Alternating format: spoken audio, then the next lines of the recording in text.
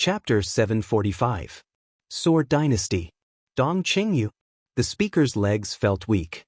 In recent years, there might be people in the dark world who didn't know who the president of Zhongzhou state was, but there was no one who hadn't heard of Dong Qingyu. She was the Princess Royal of Sword Dynasty, the chief administrator, and the cousin of His Majesty. Most of the time, she took care of all the affairs of the dynasty for His Majesty. Her status was even higher than that of the three experts at the peak of the invincible realm. In the dynasty, when His Majesty's will was silent, Dong Qingyu's will was the will of the entire Sword Dynasty. He had just been promoted and transferred to Xianxia not long ago. Before that, he was not even qualified to meet Dong Qingyu. Xianxia was the enemy of the rise of His Majesty's father. When the dynasty was so powerful, the fact that the speaker could come to Wuxia had already explained a lot of problems. Although the Zhongzhou State Parliament was his organization officially, putting aside those superficial things, from the standpoint of the group, Dong Qingyu could be said to be his immediate superior's immediate superior. The speaker didn't expect that his newly elected secretary would have the guts to offend Dong Qingyu. This wasn't loyalty at all. It was stupidity. The chairman's mind was in a mess for a moment. Before he could speak, the secretary mumbled subconsciously, "What the hell is the Sword Dynasty?" Swish! The frozen snow in the air suddenly fell. The speaker felt dizzy. He didn't even feel that he was moving. However, all the people he brought here crossed the mountain road and came to the two old tombstones. A calm and indifferent gaze that looked kind but actually had no warmth fell on him. The perfect face of a man appeared in front of the speaker. The speaker felt dizzy for a moment. His Majesty's voice rang out slowly. "Sword Dynasty is mine." Plop. The speaker's knees went weak. He knelt on the ground. His face was pale and his voice trembled. "Your Majesty," he was the speaker of Xianxia. In the entire Zhongzhou state, he was a bigwig with a high position and power. He should not be so spineless. However, the person he was facing now really had an irresistible power in today's world situation. Sword Dynasty. The strongest power in the dark world. Or, it was the only power in the dark world. Being the only one meant that everything would be unified. It was a dynasty that really occupied the dark world and affected the world structure. In one day, he traveled thousands of miles, traveled to 6 European countries, and killed 14 experts at the peak of the invincible realm. The heavenly Emperor Huawu, who was a half-step heavenly talent, the holy war angel of the Vatican, the Queen of Shadows of the Throne of Shadows. For many years, the names that had shone in the dark world were dim. The superior of the invincible realm was killed by his sword. They were all ants. But the dark world did not wither. Instead, it became more and more glorious. Countless rays of light had gathered on His Majesty. His martial arts were matchless, and his radiance was boundless. He was not a great man. Tyrant, dictator, arrogant, cold-blooded, ruthless, cruel, crazy, suspicious, temperamental, bloodthirsty. Almost all the negative words could be used on him.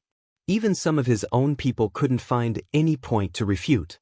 Except for Dong Qing, he didn't trust anyone.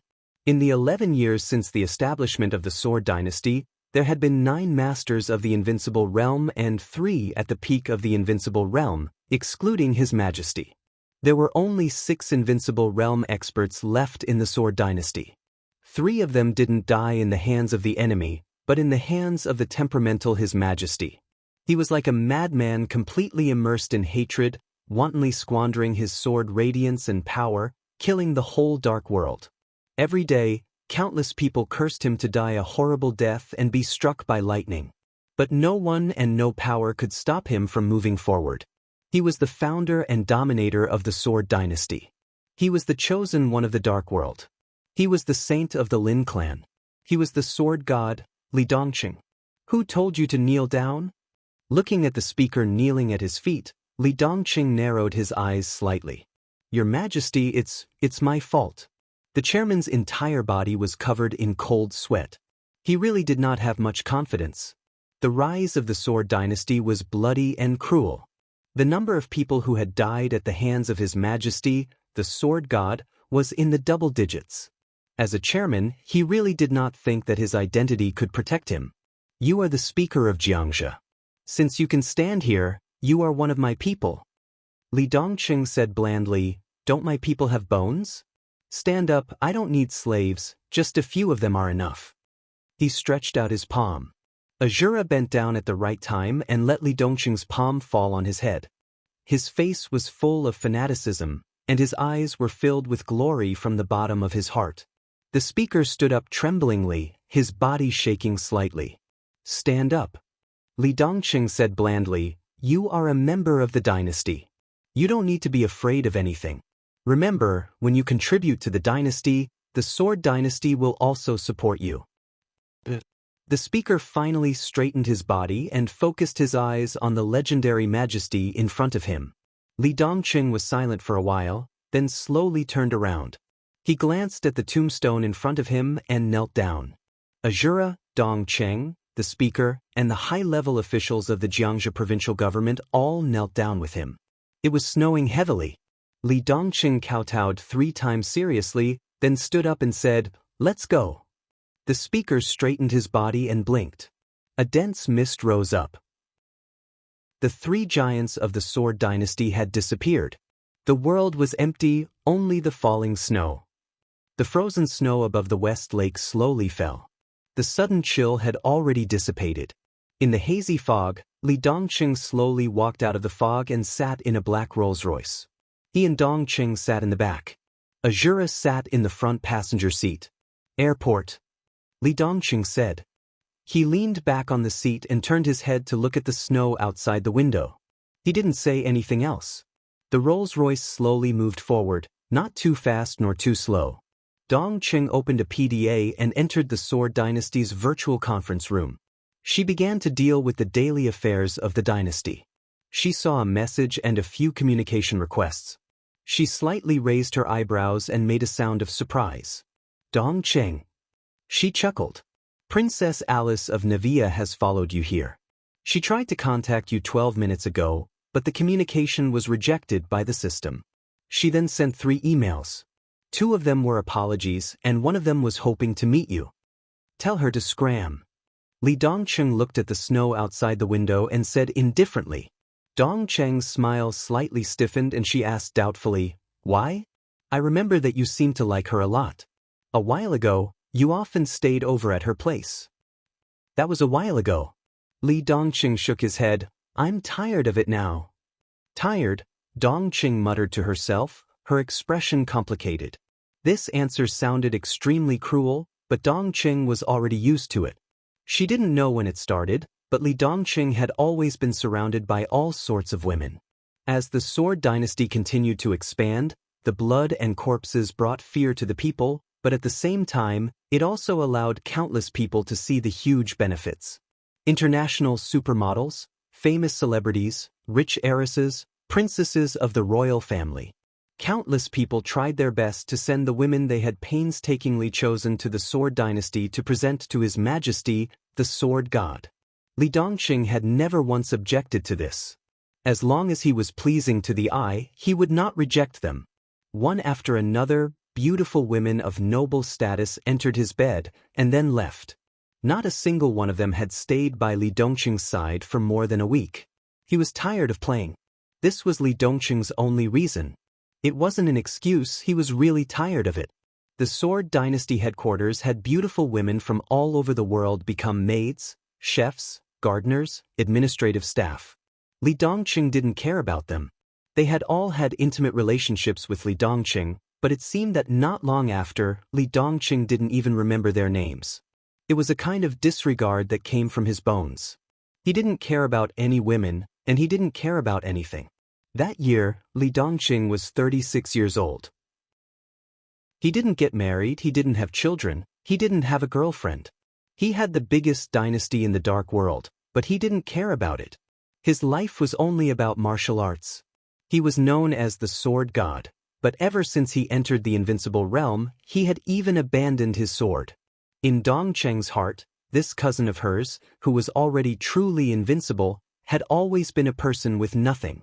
He didn't care about anything, and even instinctively hated this world. He struggled to reach the peak in hatred, and now even the martial arts he cared about the most had reached the end. What else did he have? He had nothing, only silence, only loneliness. He didn't like anything, he didn't care about anything, he didn't want anything, he didn't ask for anything. This was the most boring person, and also the scariest. His life seemed to be just a simple one, and he had turned his life into the most meaningless state. Dong Cheng. Dong Cheng softly called out. Yes. Have you been happy? Dong Cheng's voice was faint, like a sigh. Li Dongqing was silent for a while, then the corner of his mouth slightly raised. That's not important. Then what's important? Dong Cheng subconsciously raised her voice. Li Dongqing's gaze moved from the snowflakes outside the window to her. Dong Cheng quietly stared at him, her face red. Cousin is angry. Li Dongqing's voice was very gentle. I know what you are thinking. I know what you're thinking, but that's exactly what I can't figure out. Those women, that Princess Alice, are annoying. I liked them before, but I don't like them anymore. I just want them to stay away from me. What's wrong with that? I don't owe them anything. She is the princess of the Nevia royal family. After the fall of Rothschild, almost half of the assets will be transferred to the Nevia royal family. This is a transaction. I hate it when they think about these things so complicatedly. What makes them think that by sleeping with me, they will become the mistress of Sword Dynasty? Are they worthy? I only need a woman in my life occasionally, not a companion.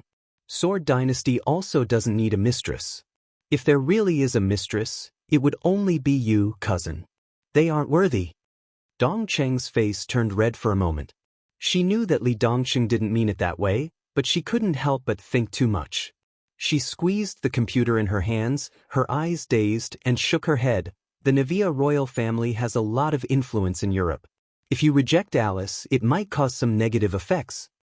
I don't care about that. Li Dongqing leaned back and said indifferently, everyone has their own thoughts. As long as they don't put it into action, then it will always be a secret. They can be dissatisfied, but they better not make me dissatisfied. If anyone dares to jump out, just kill them.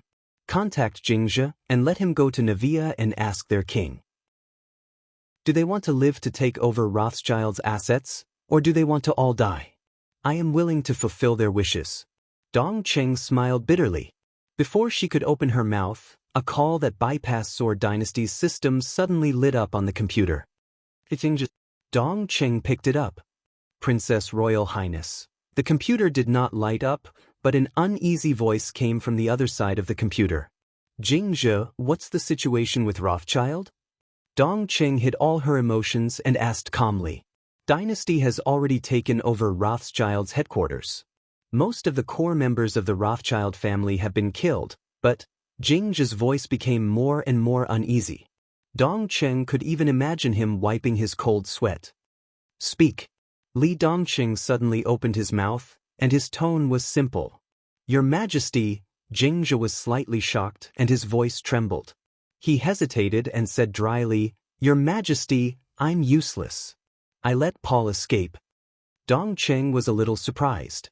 Paul was the current patriarch of Rothschild, and was also an expert at the peak of the invincible realm. However, he had been seriously injured for many years, and it was impossible for him to be Xianxia's opponent. Under such circumstances, he actually escaped. This was simply unbelievable. Li Dongqing was silent for a few seconds, and said indifferently, Trash. Yes, Your Majesty, please listen to my explanation. I don't need to explain. Li Dongqing said indifferently, I want to go to Beihai to bring back my mother's remains. Xianxia, you have 3 days. After 3 days, either Paul dies, or you die. Do you understand? Xianxia took a deep breath and said in a deep voice, I understand. Li Dongqing made a sound of agreement. The call ended. The carriage fell into silence once again. Dong Cheng was dealing with the files on the computer, and she sent one order after another to all over the world. Go to Beihai first? Yes, Wang Jingxin wants to avoid me. The day before yesterday, he urgently visited Maple, and I insisted on seeing him.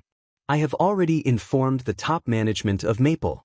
By tomorrow at the latest, no matter what method they use, I want to see Wang Jingxin in Yuzhou. Li Dongqing shook his head. They should be sober now. For my enemies, They are only temporarily safe in Zhongzhou State. I am in Zhongzhou State, and the 160 dynasties are distributed all over the world. Where else can they hide? Dongcheng was silent for a moment, and she was in a trance.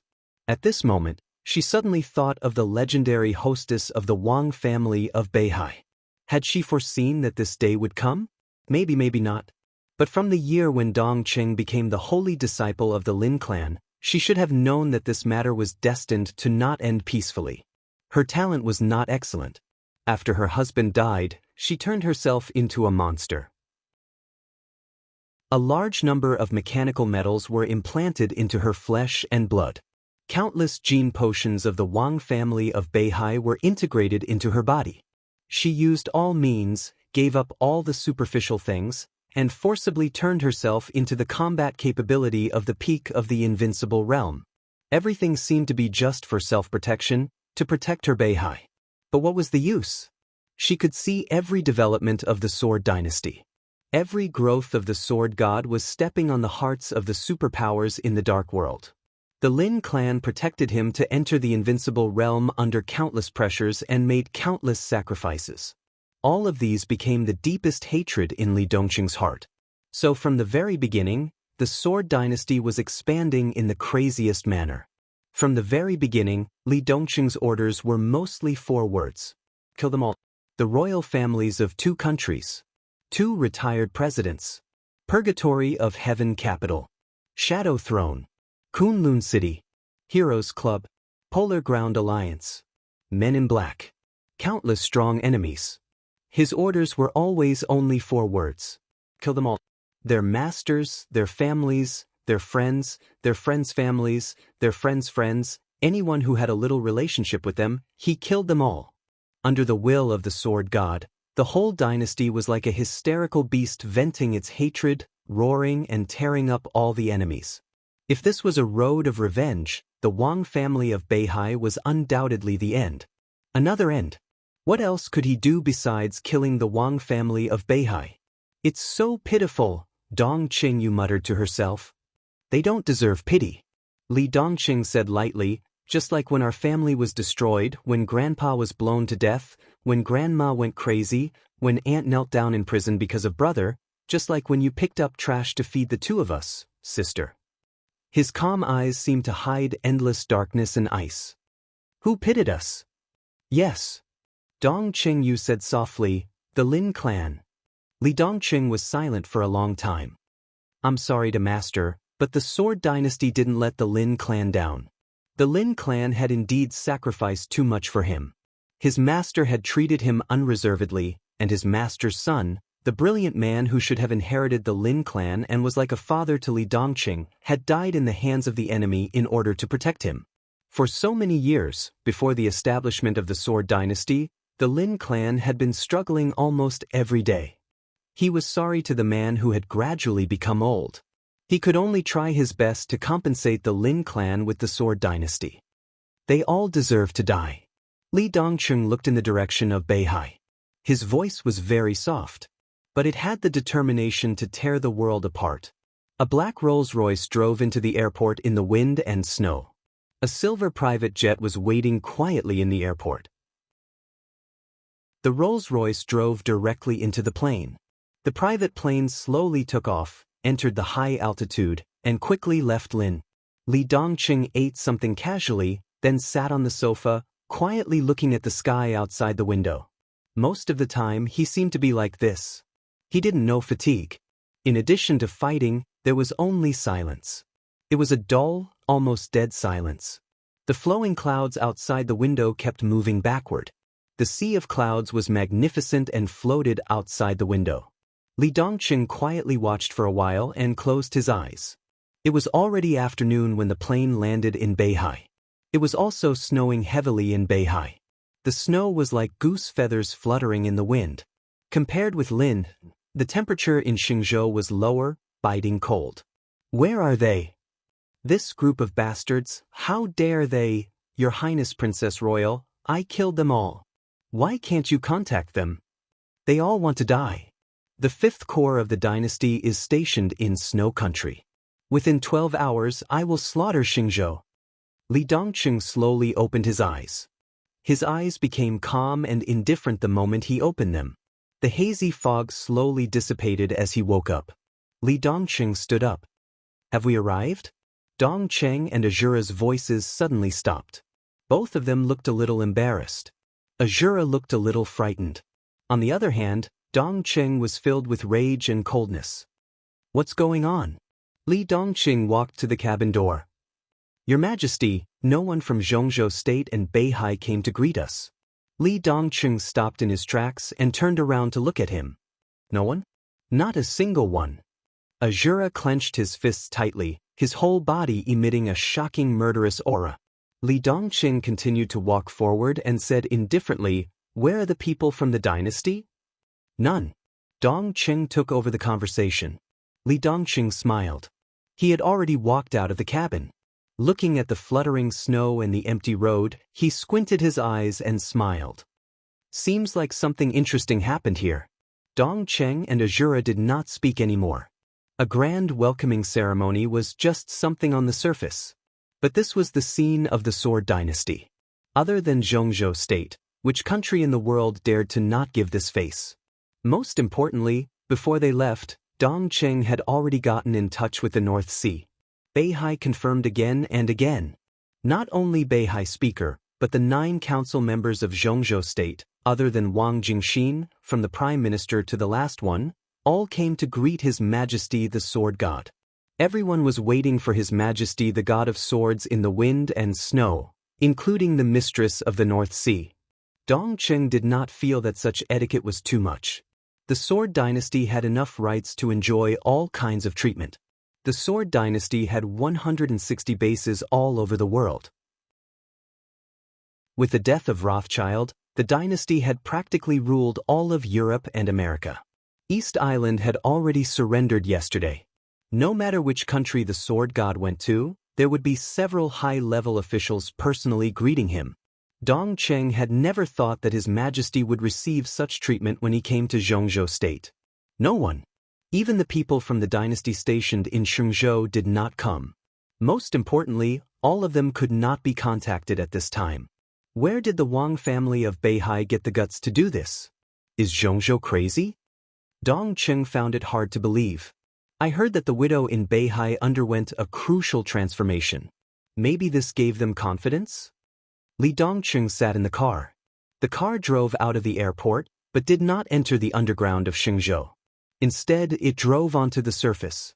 The entire Shenzhou was covered in snow, but other than that, there was nothing unusual.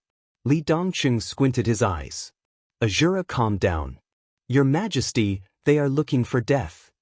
Dongcheng did not speak. His Majesty of the Sword Dynasty came to Beihai this time to bring back his mother's remains. The dynasty had a clear requirement. Within 7 days, the whole Shenzhou city must be in mourning clothes. From the widow to the ordinary soldiers, everyone on Mount Dibbing must wear mourning clothes. Beihai had started preparing since yesterday. But obviously, all the preparations were gone today. So, our base in Beihai should have been destroyed. Otherwise, they would have come. Dongcheng said slowly, Is the Wang family of Beihai ready to fight against the dynasty? They don't deserve it. Li Dongcheng shook his head. Let's go and have a look. In the dense fog, the 3 suddenly disappeared in the car. Before the black Rolls-Royce left the city, Li Dongcheng slowly walked out of the hazy fog. Mount Dibbing was covered in snow. The quiet path had been cleaned up. Standing in front of the path, Li Dongcheng quietly looked at the sacred mountain that symbolized the supreme power of Beihai. Still no one came to greet him. No one wore mourning clothes. Countless soldiers armed with live ammunition covered almost every corner of the mountain. Everyone was ready for battle. Huh, Li Dongcheng laughed. His eyes suddenly became extremely cold. Your Majesty, I'll kill them all. Azura took a step forward with a grim smile. No need. Li Dongcheng said faintly, they dared to put on such a formation, which means that the widow's transformation is very successful. In this case, I don't mind doing it myself. He didn't need to explain. Since Mount Dibbing was ready for war. Then the dynasty would give them a war. In the process of expanding the territory of the Sword Dynasty in the Dark World for more than a decade, They had only one purpose, which had never changed. Those who obeyed them would prosper, and those who opposed them would die. Li Dongqing took a step forward. The next moment, his voice directly echoed in every corner of Mount Dibing. The roar was like thunder. Song Sing Hao Yin, come out to see me. Come to see me, I. The clear and cold voice kept echoing. In an instant, Mount Dibing was completely boiling. Countless snipers who were guarding in every corner of the mountains suddenly grasped the sniper rifles in their hands. They wanted to aim, but the endless voice suddenly echoed. Puff! The bodies of countless snipers hiding in the mountains suddenly exploded into pieces of flesh and blood all over the sky. Mount Dibing was in chaos. A cold voice rang from the distant top of the mountain. Who? In the face of such a question, Li Dongqing's eyes became more and more cruel. You, he raised his palm. The wind and snow in the distance trembled slightly. A fallen leaf covered by the wind and snow fell into his hand. Damuel? At this moment, there was no sword in his hand. It seemed that from the moment he entered the invincible realm, he, who was known as the sword god, no longer used a sword. The leaf that fell into his hand was thrown out by him. The world was silent. The world was originally silent. However, amidst the extreme silence, the quiet world suddenly became incomparably chaotic. It was like a wind blowing. The leaf suddenly burst forth with an incomparably dazzling light. There was no sound. The mighty sword intent shrouded Mount Dibing in an instant. Around Mount Dibing, every flower, every tree was torn apart. In the extreme silence, the fallen leaf spun crazily in the air and kept moving forward, getting bigger and bigger, almost covering the entire sky. One leaf covered the sky. Mount Dibing. Stage of formidable person. Summer Solstice, who had completely recovered to her heyday, suddenly turned back and stared at the foot of the mountain. In the unseen world, there seemed to be a sharp light that could tear the sky and the earth suddenly rushing over. The wildly spinning leaf kept flying. All the leaves on the whole mountain seemed to fly up under this sword, covering the wind and snow and the sky. The whole Mount Dibing was torn under this sword. There were only leaves in front of her. But in her perception, there was sword light between heaven and earth. Endless sword light surged from the foot of the mountain. The internal guards stationed at the foot of the mountain were all killed in an instant. The elites hidden in the mountain were smashed by the sword chi. Thunder-shocking realm, fire-flaming realm, ice-condensing realm. Countless people and countless elites turned into flesh and blood all over the sky without any room for resistance. Mount Dibing trembled wildly.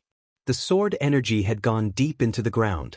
Wherever the sword light passed, the road along the way had been completely cut in half.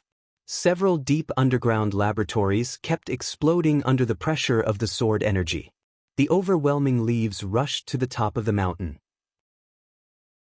Every leaf was glowing. The gloomy sky was completely illuminated, as if it were daytime. The grand hall that had been built at the top of Mount Dibing instantly turned into powder. Whether it was the strongest alloy or the trees, they were all torn like a piece of thin paper under the sword light. Mount Dibing was completely torn apart. From the bottom to the top, it was torn into two peaks. The leaves that covered the sky were still surging and directly appeared in front of summer solstice. Buzz! The silver moon sword on the stone of formidable person seemed to feel its own threat. The body of the sword suddenly vibrated, driving the boulder below to suddenly rotate. The surging sword intent directly swept into the leaves. Compared with the leaves that covered the sky, the sword light of the silver moon was like a small river in front of the sea. There was no comparison. But as the sword light blended into the leaves, the entire mighty sword energy suddenly became extremely scattered. The sword intent that was condensed to the extreme suddenly seemed to have two wills. The mighty sword energy was madly weakened. One part was still rushing to summer solstice, while the other part crossed the sky and went straight into the deep sea. Boom! Nearly half of the power of the sword was directly diverted, and the sea surged crazily. Suddenly, a tsunami that was hundreds of meters tall appeared on the surface of the sea thousands of meters away. A small warship suddenly exploded under the sword will. In the fire that soared into the sky, the extremely sharp sword will lit up in the fallen leaves for a moment. It was like the light of the 6 paths of reincarnation, but it was instantly extinguished. Summer Solstice's body was thrown up by the surging sword light. Countless leaves penetrated her body. She was covered in blood and hit hard on the stone of formidable person. Her whole face was pale, and there was only fear in her eyes. She could not imagine the power of this sword. Even if it was only half of the sword's power, she was still seriously injured in an instant. Someone at the foot of the mountain seemed to make a sound. Li Dongqing took another step forward. His step directly crossed countless dead bodies. 1 step ago, he was still at the foot of the mountain. The next second, he had appeared directly on the stage of formidable person. Summer Solstice fell in front of the stone. She was covered in blood and her face was full of disbelief. She stared at the young man in front of her and said in a trembling voice, "Who are you?"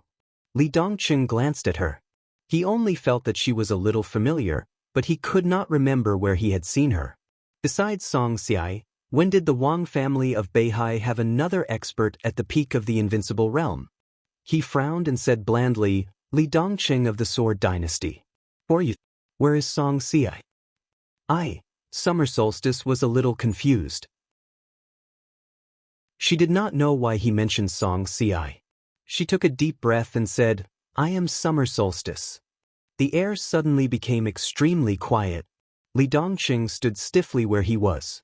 The silver moon sword suddenly left the stone of formidable person and fell into Li Dongqing's hand intimately.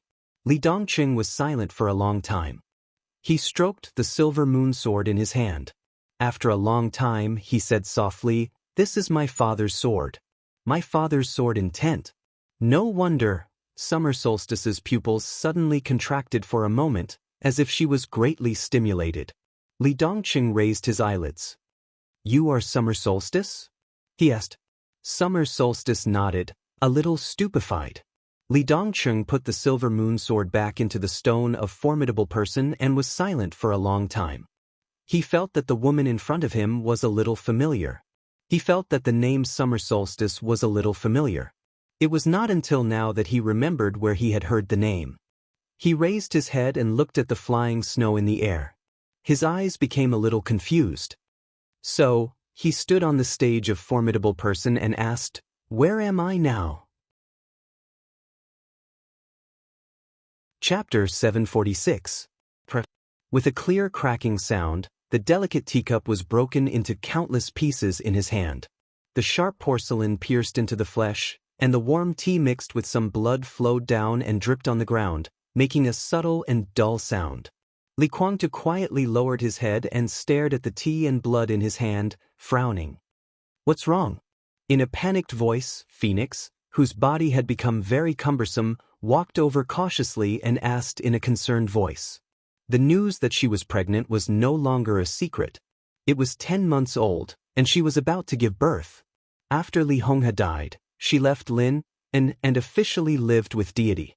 Li Guangtu quietly stared at his palm and was silent for a long time.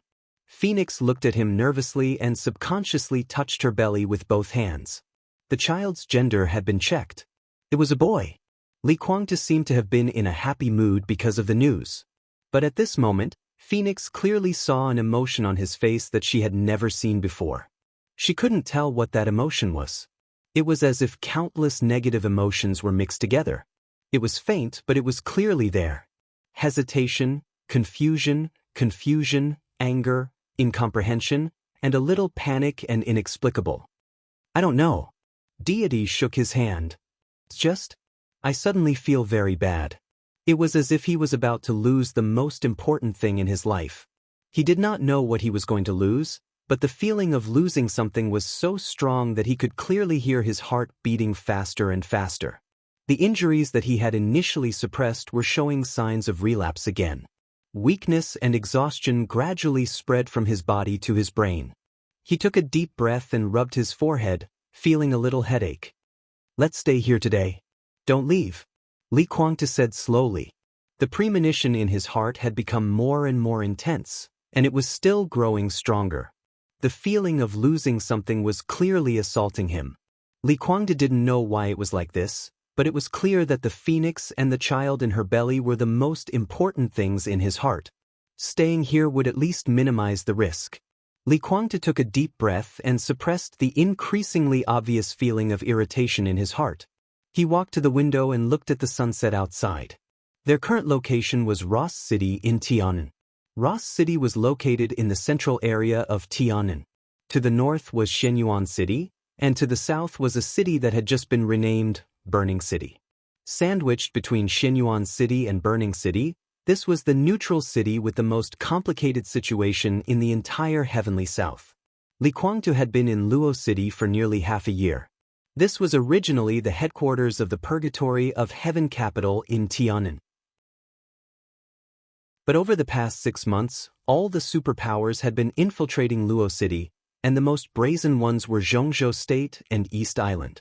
The situation of the Purgatory of Heaven capital had become more and more delicate. Li Kuangde had not recovered from his serious injury. Daybreak had not recovered to its peak state since it was attacked half a year ago. The top officials of the Purgatory of Heaven capital had collectively moved from Heaven capital to Tian'an. Standing in this position, it didn't return to East Island, but it also didn't turn to Zhongzhou State. Without the support from the national level, and the highest combat capability was seriously injured, the influence of the Purgatory of Heaven capital was greatly weakened. Ross City was originally the territory of the Purgatory of Heaven capital. When the Purgatory of Heaven capital was first established, deity in his peak state once fought with Wang Tianzong here, which completely established the influence of the Purgatory of Heaven capital in Tian'an. Now Ross City was constantly being infiltrated by other forces.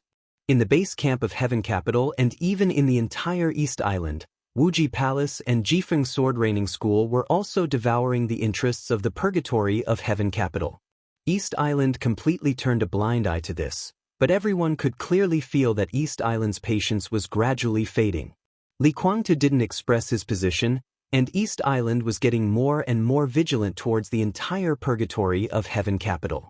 Some of the old people of the Purgatory of Heaven capital had already joined Shenyuan City. Li Kuangde often looked in the direction of Shenyuan City and remained motionless. The Purgatory of Heaven capital had appeared in the Dark World for only 4 years, but with his serious injury in Eastern Europe, the entire Purgatory of Heaven capital had given people the impression that it was past its prime. But Shenyuan City 100 miles away was like the rising sun. In the past 6 months, although Li Tianlan was still in the desert prison, the situation in Shenyuan City had gradually become stable. The system of Shenyuan City was not modeled after that of Zhongzhou State, and there was no Shenyuan City parliament. After Mayor Ning Qianqing's position was gradually stabilized, he appointed the chief judge and chief administrative officer of Shenyuan City. Almost every day, Shenyuan City was getting closer and closer to the peak. Li Kuangde didn't express any opinion on this and kept silent. The sun outside the window gradually sank. Li Kuangde was silent for a long time, and his frown became tighter and tighter. The intuition that he was about to lose something had almost become a substance. He couldn't do anything about it, and he didn't even have a clue. "Your Highness, have some tea." Phoenix made a cup of tea and handed it to Li Kuangde. "You don't have to do these things." Li Kuangde took the teacup and said, "Pay attention to rest." "It's okay." Phoenix smiled sweetly. "The doctor also said that proper exercise is good for me and the baby." Li Kuangde smiled and reached out to touch Phoenix's face. The palm that was cut by the ceramic was stained with blood, and it fell on Phoenix's face. Li Kuangde's smile completely froze. He lowered his head and looked at his palm that was still bleeding. The blood beads flowed very slowly. The dark red color emerged from the wound silently, became full, and then slowly fell. Li Kuangde's pupils contracted little by little, and the depths of his eyes gradually became crazy. Phoenix finally found that something was wrong. She stared at Li Kuangde's palm, and her face changed slightly. Why didn't it heal? Li Kuangde didn't speak, and he seemed to be in a trance. At this moment, he finally realized what he was going to lose. More than 20 years ago, the case of treason was settled. Great Master Wei took away the dragon vein of Zhongzhou State to rebuild his life when he was about to die. From then on, he could be regarded as carrying the foundation of the dragon vein of Zhongzhou state. The endless vitality completely rebuilt his completely broken foundation and restored him to the peak of the invincible realm. But Li Kuangtu never got the core of the dragon vein, the flower he missed. 4 years ago, in the final battle of Heaven Capital, Great Master Wei, who was supposed to be impartial, gave the flower to Li Tianlan. Li Tianlan came back from the dead. That was, from that moment on, the dragon vein reunited in Li Tianlan's body. He carried the dragon vein on his back, and the infinite luck and vitality supported him to travel far away for 3 years, and finally came to this point. The dragon vein became more and more magnificent. The fate of Zhongzhou state became stronger and stronger. Li Kuangtu was dissatisfied with this, but he did not panic. Because during this time, even though Li Tianlan carried the dragon vein, Li Kuangtu was still nourished by part of the vitality of the dragon vein. The dragon moved its head but not its tail. If the dragon vein that Li Tianlan carried had become the dragon's head, then from a metaphysical point of view, Li Kuangtu was standing on the dragon's tail. The luck was not fixed, but he still felt that it was possible for him to recapture the dragon vein. Because of this, in half a year his originally serious injury had been stabilized again, and he had the hope of completely recovering to the peak state. With the nourishment of the dragon vein's vitality, his body was much faster than people in the same realm, both in terms of healing and recovery. But now, the ceramic cut his palm, but it was just a flesh wound. Why hadn't this small wound healed after such a long time? Li Kuangtu's heart sank to the bottom in an instant. The long-lost panic emerged from his heart. He narrowed his eyes, took a deep breath, and suddenly said, "Don't wait for me for dinner." Phoenix's face was pale, and she did not dare to speak. "There's some problems. I need to calm down. I'm going to meditate," Li Kuangtu said slowly. He turned directly and walked into his meditation room. The whole world quieted down when he closed his eyes. The irritation in his heart disappeared little by little. Countless noises seemed to leave him, getting farther and farther away. Li Kuangtu's body and mind were calm. At this moment, it seemed that all the trivial things had left him. Suddenly, Li Kuangtu, who had been immersed in meditation, opened his eyes, and his face changed dramatically. A hazy fog appeared silently in the meditation room. The fog was getting thicker, and the increasing fog almost covered everything in the meditation room. Li Kuangtu's body suddenly trembled. At this moment, he clearly felt that the injuries in his body were healing crazily, and some internal injuries were also getting better. But the vitality that originally belonged to the dragon vein in his body was constantly being drawn out of his body, and more. Countless vitality was flowing in his body, healing his injuries, and then gushing out of his body. The white fog in the meditation room gradually thickened and faded. All the fog disappeared. But it did not return to Li Kuangtu's body. Li Kuangtu suddenly stood up, and his face was a little twisted. How is this possible? He kept taking deep breaths and gritting his teeth. Who stole my dragon vein? The dragon's head and tail could not be seen. If Li Tianlan was the dragon's head, then the dragon's tail could not appear on him. If it was not Li Tianlan, who could it be? Li Kuangtu's expression gradually calmed down, and finally became expressionless. Standing in the meditation room, he was silent for a long time, and then said to himself indifferently, "Why?" He took out his mobile phone and dialed a number. "Your Highness." The phone was quickly connected, and Dawn's voice sounded. "I'll give you 3 days. No matter what, bring Xian Xuanzi of Zhongzhou state to me." Li Kuangtu said expressionlessly. Xian Xuanzi was resting in the sanatorium. He woke up slowly. In the afternoon, the hazy winter sun shone through the window, quiet and warm. "You're awake," Saint's voice sounded. Xian Xuanzi opened his mouth, a little confused. There were still shooting stars in his pupils before he passed out. At this time, looking at the sunshine outside the window, he seemed a little dull. "What happened?" Xian Xuanzi was silent for a long time, and then asked slowly. "I should be the one asking you this." Saint's tone was extremely solemn. "What happened last night?" "Last night?" Xian Xuanzi asked back. "You've been in a coma for nearly 18 hours. Have you forgotten what happened last night? Saint asked with a frown. Xianxia was silent for a while, then he smiled bitterly and said softly, "What did you see last night?" Saint was slightly stunned. His eyes were full of thoughts, and finally, they all turned into fear and dread. Xianxia looked at him quietly, without saying a word. Sword light. After a long time, Saint finally gave his answer softly. At that moment last night, when he looked up at the starry sky, all he saw was sword light. Tens of thousands of sword lights cut through the sky like shooting stars, illuminating the night sky. They were incomparably gorgeous, but extremely dangerous. The sword light flew wantonly, and at that moment, it seemed to tear the world apart. Saint was already an expert of the invincible realm, but in the face of the overwhelming sword light, he didn't even have a chance to resist. At that moment, he was like a real nonentity, or a weak child facing an expert at the peak of the invincible realm. He didn't even have the desire to resist. "It's sword light," Xianxia said to himself. "What about you?" Saint suppressed the fear in his heart and asked, "What did you see?" "That's luck," Xianxia said softly. The overwhelming luck and karma suddenly became chaotic. If it was in the eyes of ordinary people, it might be a shooting star. In different people's eyes, there are different scenes, but in the end, it's all karma. He paused and said softly, "Something is going to happen." "It's already happened." Saint took a deep breath.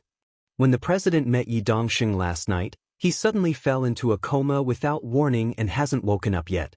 Tianlan also fell into a coma in the desert prison. All the instruments have been used, but we can't find out what's going on. The nation's fate is in turmoil, and karma is intertwined. Those related to the nation's fate will definitely be affected. Xianxia said softly. When he spoke, his expression was calm, but there was a flash of complexity in his eyes. Intertwined karma? Saint frowned tightly. He didn't believe in the so-called karma and destiny, nor did he believe in the so-called metaphysics. He had seen great Master Wu, and he was no stranger to Xianxia. Saint was very annoyed by this. He felt that these people were always mysterious and didn't speak human language, talking about things that he couldn't understand. But it didn't mean that they didn't exist. Saint generally stayed away from these people, but in this situation, how could he stay out of it? "What do you mean? Make it clear." "This is the clearest way to put it." Xianxia said slowly, "I'm not an immortal. How can I make it clear? You think we're mysterious because we can only speculate. What you want is something that we can understand. We're not immortals, so how can we know? Last night, the mystery of heaven was chaotic, and I don't know what would happen. But some karma may be reversed. If the karma already exists, will the previous cause still happen? A lot of things may be intertwined. Some people who shouldn't have appeared, things that shouldn't have happened, shouldn't. Stop." Saint had a splitting headache and said directly, "I don't care about that. How can I wake Tianlan up?" Xianxia thought for a while and said softly, "The dragon vein hasn't changed, and Tianlan should be fine." He sat up from the bed. "I want to take a shower." "Shower and change clothes?" Saint was shocked for a moment. "Just take a shower." Xianxuanzi's mouth twitched and he walked into the bathroom of the ward. He took a quick shower and came out in less than half an hour. He wore a brand new Daoist robe, a snow-white horsetail whisk, and his dry long hair had been combed neatly. He looked like an immortal again. "I want to see my daughter," Xianxuanzi said. Saint spread out his hands. "Go ahead." Xianxuanzi nodded and turned to walk into another ward. Li Shi lay quietly on the bed, motionless. Xianxuanzi sat beside her, reached out his hand, and stroked her hair with a trembling hand, without saying a word. "What are you thinking about?" Saint came in and asked. "I'm thinking about her daughter." Xianxuanzi looked at Li Shi with kind eyes and murmured. "Kunlun City is now closed, and we can't see her." Saint was silent for a while and said slowly. Xianxuanzi's voice fell silent. The sunlight slowly shifted in the sky. After a long time, Xianxuanzi smiled and said, "Let's take a photo together." Saint looked at his smile and seemed to understand something. He found a camera and took a photo of the father and daughter seriously. Xianxia took a deep look at Li Shi, stood up, and said, "Arrange a helicopter. I'm going to the desert." Saint nodded and replied, "Yes." Xianxia left the ward, slowly went downstairs, slowly walked out of the inpatient building, came to the door and waited silently. The sound of the helicopter whistling was faint, getting closer and closer. A monk, who looked a little tired, came from a distance. Xianxia took a few steps forward and took the small box with a flower on it from the monk. The helicopter gradually rose in the afternoon sunlight and flew to the desert. Body temperature is normal. Heartbeat is a little slow, but very powerful. Combined with the physical strength of His Highness, heartbeat is normal. Blood pressure is normal, and no virus is found in the blood. His Highness has no wound, and he is very healthy. In the warden's dormitory of the desert prison, countless physicians and doctors of traditional Chinese medicine from various fields in Zhongzhou State were busy, and everyone's faces were obviously filled with helplessness and anxiety. Lieutenant General Xiao Mahai of Zhongzhou State stood at the door and looked at this scene with a pale face. His body was cold and he was at a loss. Li Tianlan had been in a coma for nearly a day. His coma came without warning, and there was no clue at all. Xiao Mahai only remembered that countless white mist came out of his dormitory. The endless white mist almost covered the whole prison, completely ignoring the obstruction of the room. In the familiar prison, Xiao Mahai stumbled through the white mist, and it took him nearly an hour to find Li Tianlan in a coma. Xiao Mahai, who was almost scared silly, reported the situation to Dongqing Wudi at once. Dongqing Wudi and Bai Qingqian rushed to the desert prison as soon as possible. 3 hours after they arrived at the prison, a large medical team with various instruments also rushed over at the same time. The doctors had been busy until now. All kinds of instruments showed that Li Tianlan's physical indicators were completely normal, and doctors of traditional Chinese medicine did not find anything abnormal when they felt his pulse, but Li Tianlan was in a coma.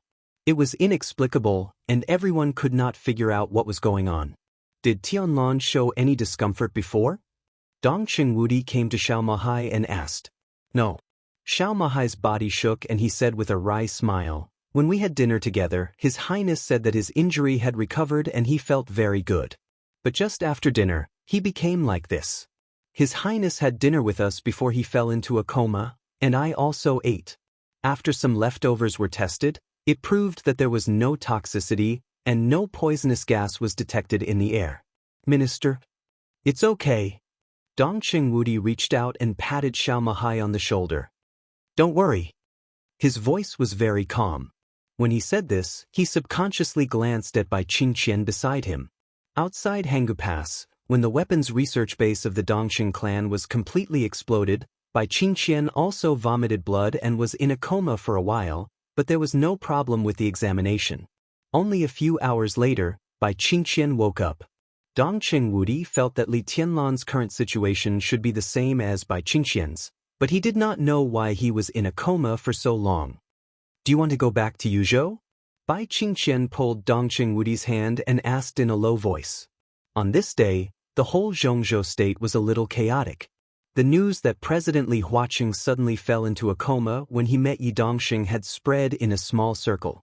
At present, it was said that Yi Dongxing had been closely monitored. At such a sensitive time, Dongqing Wudi, as the standing minister of the army headquarters, was the most appropriate person to be in charge of Yuzhou. It was inevitable that he would be criticized if he came to the desert prison at this time. "It's okay." Dongqing Wudi shook his head. "The situation will not be chaotic. Don't worry." Bai Qingqian nodded and looked at Li Tianlan in the room with some concern and worry. In her sight, Li Tianlan's body lying on the bed suddenly moved. Then he sat up all of a sudden. The helicopter landed slowly less than 60 kilometers away from the prison. The wind and sand all over the sky roared and surged in the desert. In the long distance, the desert prison was only a vague outline in Xianxuanzi's eyes.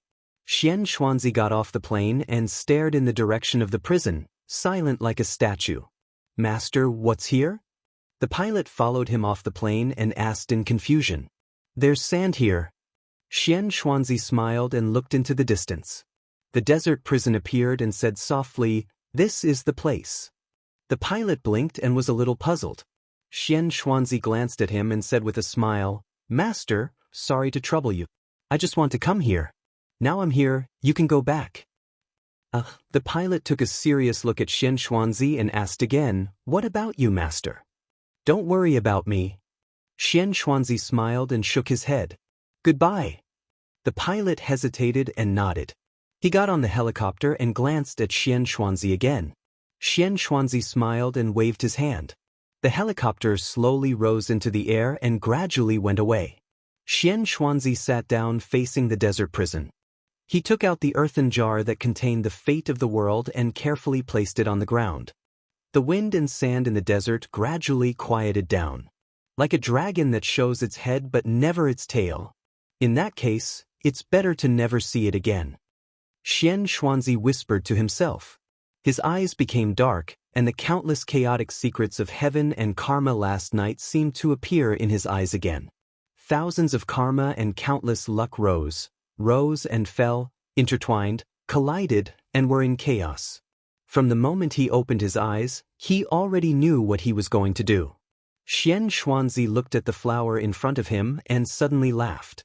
He took out a small knife, reached out and cut his finger, sprinkled the blood on the flower and whispered, "Flowers bloom." Countless wind and sand spread out in all directions with Xianxia as the center.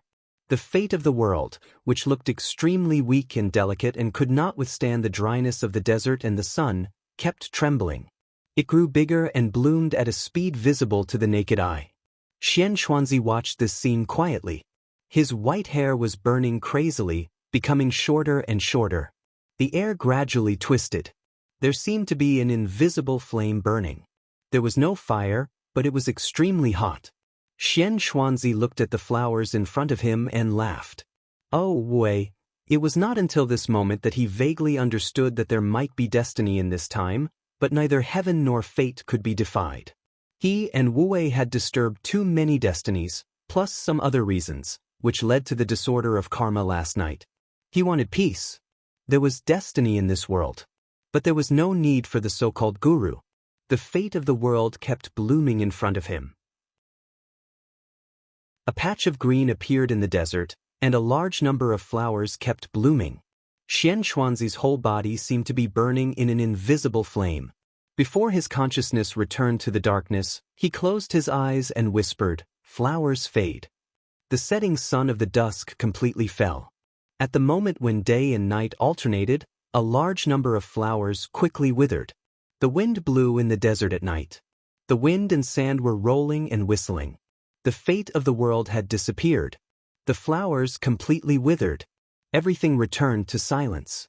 Xianxuanzi, flowers, green grass, all disappeared, and there was no trace of their existence. At this moment, Li Tianlan opened his eyes. Li Huaqing raised his palm. Li Guangtu, who was still in Tianan, found the white mist in the meditation room. On Mount Dibing, countless white mist from the south poured into Li Dongqing's body.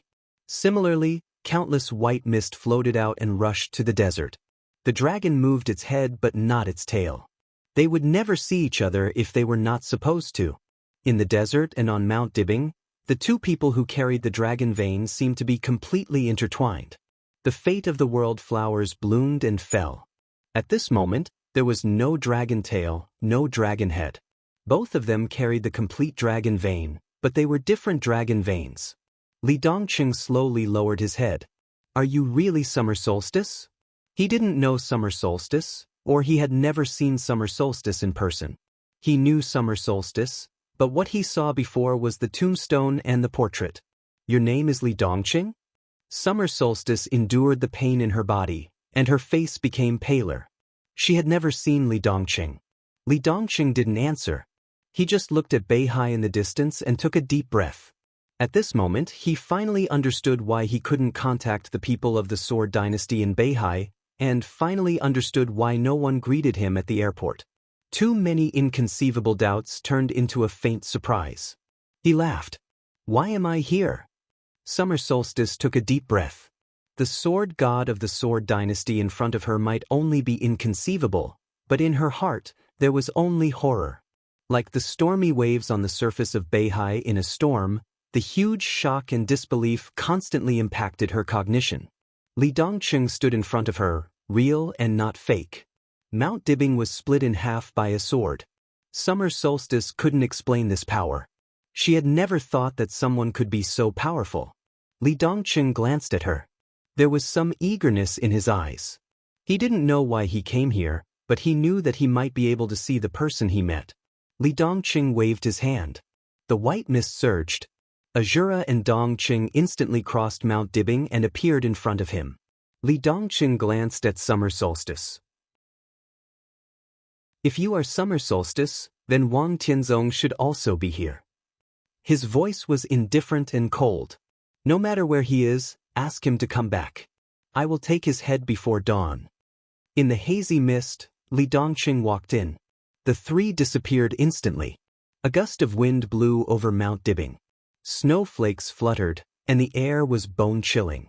The white mist was mighty, covering the surface of Beihai from the stage of formidable person instantly. Dongqing heard the sound of waves. The sound of water went away, getting farther and farther. Her feet stepped on the ground, and she looked at the picture in front of her. Where is this? Liaodong Provincial Government. Li Dongqing said. The figure hidden in the white mist directly walked in, and the next second, he had already appeared in the speaker's office. He reached out his hand.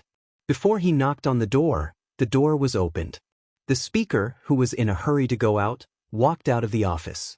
The moment he saw Li Dongqing, he blinked, and his face suddenly changed. Then he showed a humble smile. Your Majesty, Li Dongqing's heart suddenly sank. You know me? He took a deep breath and said slowly. Without waiting for the other party to answer, he had directly turned around. The white mist was faintly discernible. Azura and Dongqing were wrapped in the white mist without any power to resist, and they crazily moved forward. Vaguely, Dongqing saw the snow mountain. The snow-white scene flashed away. The sea was already under their feet, and the waves were instantly far away. The road was crazily retreating, and the night view of the city and the desolation of the parish were constantly flashing. Dongqing didn't know how long it had been. The night seemed to be still, but it also seemed to be late at night. Li Dongqing stopped. A somewhat dilapidated ancestral hall appeared in front of the two. Dongqing didn't ask where it was. She knew very well where it was. Luojing, Zhongyuan. The ancestral hall of the Dongqing clan. Li Dongqing's eyes became more and more indifferent. He was so familiar with all of this. But this was not what he wanted to see. The ancestral hall was instantly left behind. The highway, the mountain, and the lake all retreated. Dongqing grabbed Li Dongqing's sleeve in a daze. The wind blew through the white mist. In front of them was already a desert. The prison was lit. Li Dongqing walked out of the white weapon. The harsh alarm sounded in an instant.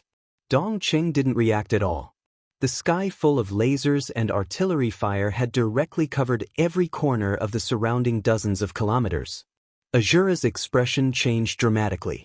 Such violent artillery fire, even if he was a supermaster who was about to break through the peak of the invincible realm, he couldn't bear it.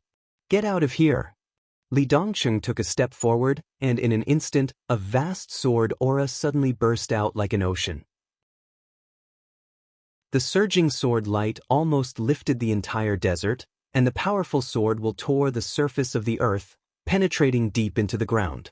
In the violent explosion, the two military bases located underground in the desert prison suddenly exploded, and the entire desert was shaking. The violent sound had already alerted the warden of the desert prison. Countless guards and wardens rushed out. The moment they saw Li Dongqing, their faces changed dramatically and they knelt down directly. Li Dongqing's expression was expressionless. He looked at the crowd kneeling in front of him and asked, "Do you know me too?" "Your Majesty, this, I don't know." The warden was trembling all over and was already incoherent. "Why do you want to know me? Why do you know me?" Li Dongqing suddenly raised his eyebrows. The sword qi, which was as powerful as a mountain and as mighty as a tsunami, suddenly rushed out in his extreme rage. The warden, the guards, and the entire prison directly turned into pieces the moment they came into contact with the sword energy. The prison that held countless prisoners turned into ruins, and everything around it became a dead zone. Li Dongqing narrowed his eyes, and his aura became more and more crazy. Dongqing, what's wrong? Dongqing's face was pale. She rarely saw Li Dongqing in this state, or even never saw him like this. Li Dongqing was silent for a long time. His voice seemed to be squeezed out from his teeth. Are back. It was like he didn't know why he went back. He didn't know why they came back. But he still had too many people he hadn't seen. Too many people he wanted to kill were not killed. Li Dongqing closed his eyes and whispered, I want to see them, even if it's just a glance. Chapter 747. The dark world was incomparably empty. The mottled light seemed to be swallowed up little by little. The sound was disappearing. Everything in his sight became hazy. The extreme darkness covered all senses. He stood in the darkness, not knowing how long he had been standing there. Like a dream, like an illusion. It was the same as when he had entered the narrow passageway in the prison a few years ago. Dead silence. Darkness.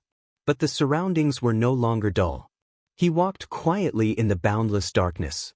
His consciousness seemed to be awake, but he was in a trance. He couldn't judge his state, and he didn't even know where he was. In the absolute silence, there was no sound, no enemy, no sword. In the desolate environment, only he walked silently. There was darkness in front of him, and the road was so long that it seemed to have no end. Countless times of madness and despair had given him the strongest will. His mind was as calm as a rock. He just walked forward step by step, toward the unknown that he could not see. Time seemed to have lost its meaning. His consciousness between sobriety and trance was so calm that he almost had no desire. He still remembered who he was, but he didn't know where he was going. There was wind in the boundless silence. He kept walking in the direction of the wind, neither fast nor slow, neither arrogant nor impatient. The darkness was still there. He didn't know how long he had walked. It seemed like an hour or a year. Finally, he heard a voice in his ears. The voice was thin and anxious, and kept ringing in his ears. He seemed to hear it clearly, but he couldn't understand the meaning of those voices. It was just like in a dream. Everything that was reasonable and illogical appeared in the dream as if it was a matter of course. He kept moving forward. His palms seemed to touch a door in the darkness. In the darkness, he frowned and pushed the door open.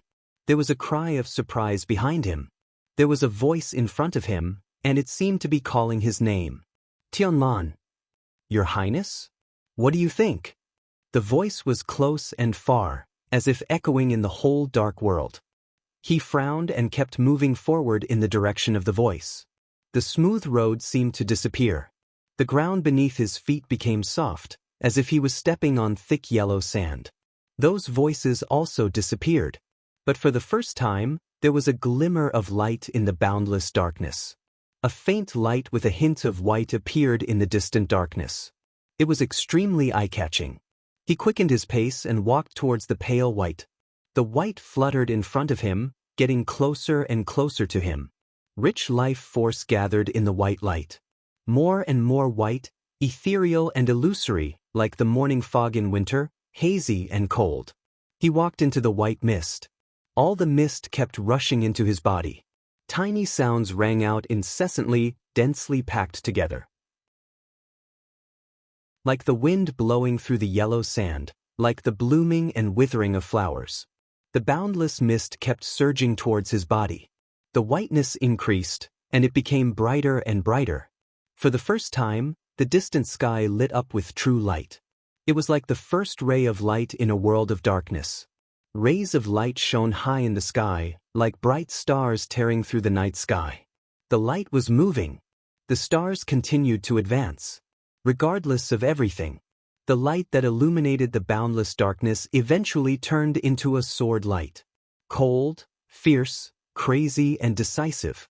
The sword light illuminated the darkness and instantly became the only source of light in the darkness. Li Tianlan looked at the sword light quietly. He finally remembered when he had seen this scene. It was a video he had seen countless times. This was the eternal sword that crossed the sky above Mormons in the chaos of Eastern Europe. This was the most profound picture he had imprinted in his mind. But at this moment, this sword was no longer mighty, only the incomparably clear artistic conception was constantly moving forward. This was indeed a sword light. But there was only sword intent, without the slightest sword energy. Li Tianlan stood quietly and raised his head. His sword intent was getting faster and faster, getting closer and closer.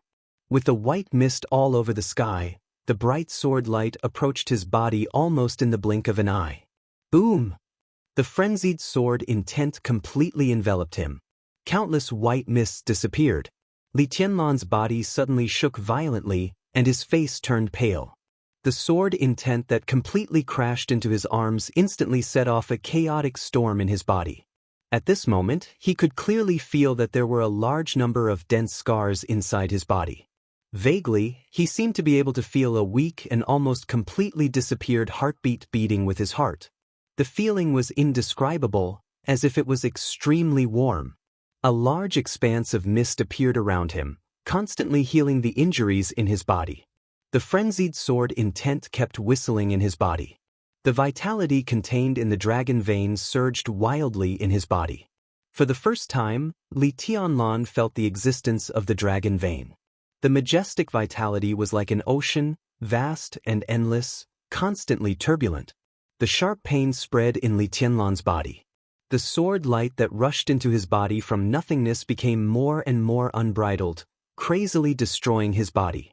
The ocean-like dragon vein was completely rioting. A large amount of vitality nourished every muscle and blood vessel in his body. The aggravated injuries were repaired, then aggravated again, and then repaired again. Li Tianlan's consciousness became clearer and clearer. He could feel the massive vitality surging in his body, violent like fire. He could also feel the sword light that came out of nowhere tearing all the organs in his body. It was as cold as ice. His body was hot and cold at the same time. The injuries caused by the sword energy in his body continued to be healed, and the dragon veins repair work continued. The extremely weak heartbeat that seemed like it would stop beating at any time was gradually stabilizing. For some reason, Li Tianlan suddenly felt a little happy in his heart, even though the sword light had been wreaking havoc in his body. But the dragon vein in his body became more vivid sooner or later. Or rather, it was complete. The vitality that he carried seemed to suddenly become complete and a part of his body. He could even completely use this unimaginably vast vitality. That faint, illusory heartbeat was still beating in sync with his heart.